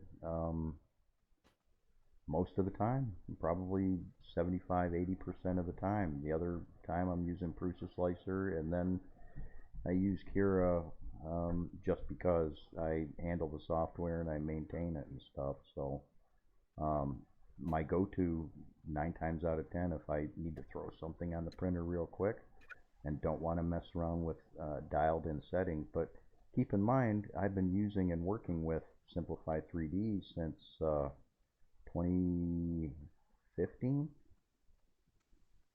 2016, right in there. So it's second nature to me. Prusa Slicer is pretty much second nature to me, and Cura I picked up and put down because of their trashy release performance. You know, that's something that hasn't changed with them, and it doesn't look like it's going to change anytime soon. Yeah, I like the user interface on it. I don't know. If I had another one that worked like that, I'd be a happy man. Bullos, I never paid for it. They gave it to me for nothing, so I didn't have to spend the money on it. Later, I ended up buying it anyways. Okay, so I had the money and I just threw down for a license. But for the first 2 years, they gave it to me for review purposes and everything, and I got used to using it. And if I had to honestly say, would I be using it now because I paid for it? No. It's just the manual support feature in it is, if I have a model that's being a pain in the ass for putting supports on and everything like that, Cura and Prusa Slicer are still clunky as hell for generating manual supports the right way. Once you hit the or use the proper settings in Simplify 3D, you'll kind of wonder why you use the other two. That's the truth of it. It's just so simple. Oh, that was freaky noise, whatever that was. Wasn't me. Wasn't me either. Must be something Ed's doing over there. Sounds like he tased me. Yep, Bullis, my license is current. Although I haven't paid that close attention when they come out with their supposed version 5 or whatever. I haven't even looked or paid any attention to it. If they're going to try to charge me for upgrading or not. And if they do, I'll probably flip them off. Because I heard a little bit of argument and a little bit of stuff passing back and forth that people that bought it last year are still going to have to pay to upgrade. And Simplify 3D had promised a release at the end of the year in 2019, and then they changed it, or they said like early 2020, and nobody's heard from them since. So as far as money goes, I'm done throwing money at them. Realistically, under the terms of their policies, and stuff like that, if you buy it now, you know, if you just go out and buy it right now, you should be good for well over a year, or get that get the version 5 update that they're claiming they're going to come out with. Yeah, if I had to, you know, if money was a concern, I wouldn't buy it. I mean, it's the internet, and it's, you know, it's no secret in the 3D printing world that there are copies of it floating around there out on the internet for evaluation purposes. I don't endorse that, but if you want to take it for a trial spin and everything like that, I'm a shareware guy, you know, from the old days and everything like that. It's like I love the idea and the concept of letting somebody, you know, get something or try something on a trial basis, and they don't even do that. So.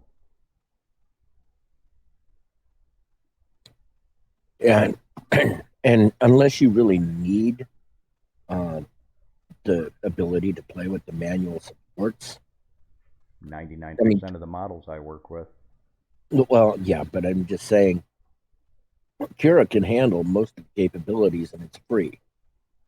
If you're running something that really needs to have manually based supports, then okay, then you may look into it and say, hey, you know, Simplify 3D is better for me. But when you have a free option that is pretty reasonable, then well, last two versions of Cura, I've just only loosely touched on some of it on their forums. I think version 4.5 or 4.6 contained a bug fix for their support blockers not being recognized or not working all the time and everything. So, yeah. I guess when it comes down to, you know, just basic supports on prints and things like that, the settings that I have in the profiles are fine.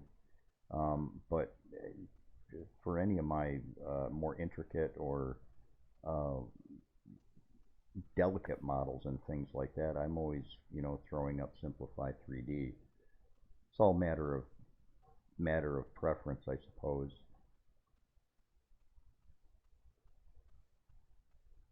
See, that's something, you know, that's something else too. Okay, I'm not being, you know, arrogant or pompous about it or anything like that, but you know, $150 for a piece of software. I come from a time when I was paying $100 for CDs, and I bought a CD burner for $5,000. So $150 on a piece of software doesn't bother me, and I bought and paid for every version of Adobe Photoshop through version 5. Oh my God, I'm so invested in them, it's not funny. Every version of Adobe Photoshop I bought and purchased because I taught it for a while. I paid for every version through version CS5, and I stopped because it's like, okay, you guys aren't doing anything special for me anymore. I need more. There's other software out there too that I could probably say that I overpaid for. My family, my wife and my son are gamers, so we play RPGs and MMORPGs and things like that. My wife happens to love the expanded classic, the high-end pre-release or the high-end show-off versions of all the games. So Final Fantasies, you know, boom, 3 copies of that for us, 4 copies technically, and all of those were the premium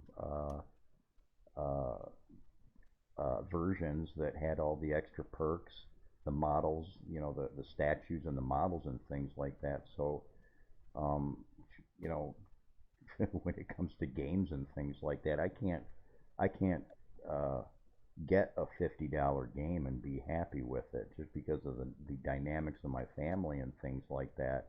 It's 200 or $250 every time a good game comes out. So when you look at it in that respect with regards to a decent piece of slicer software, it's a tool, you know. So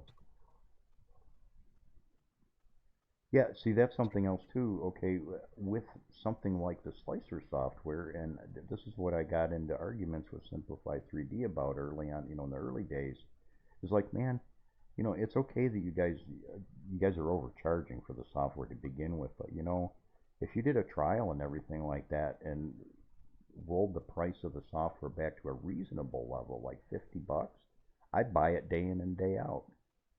It's Right. in its heyday, it was definitely worth that $50, and it'd even still be kind of worth it right now, but it ain't worth $150. Sorry, Simplify, you guys suck in that respect still. So, well, guys, I'm like just minutes away from losing my voice.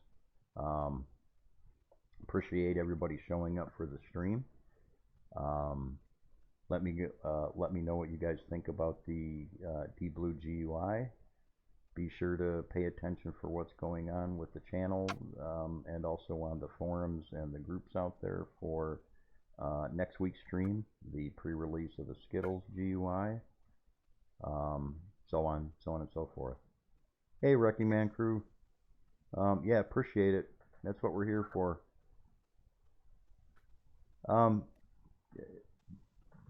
One Man Wrecking Crew, did you just show up, or you've been watching for a little while? He's been on for a while. I gave him the links and stuff.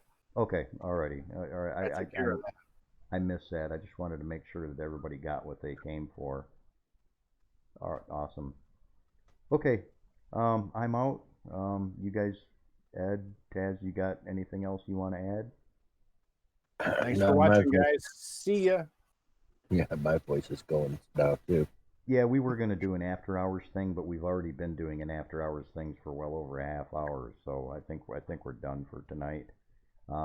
Be able to catch us on the forums, on the Nexus website, so on and so forth. Thanks for showing up.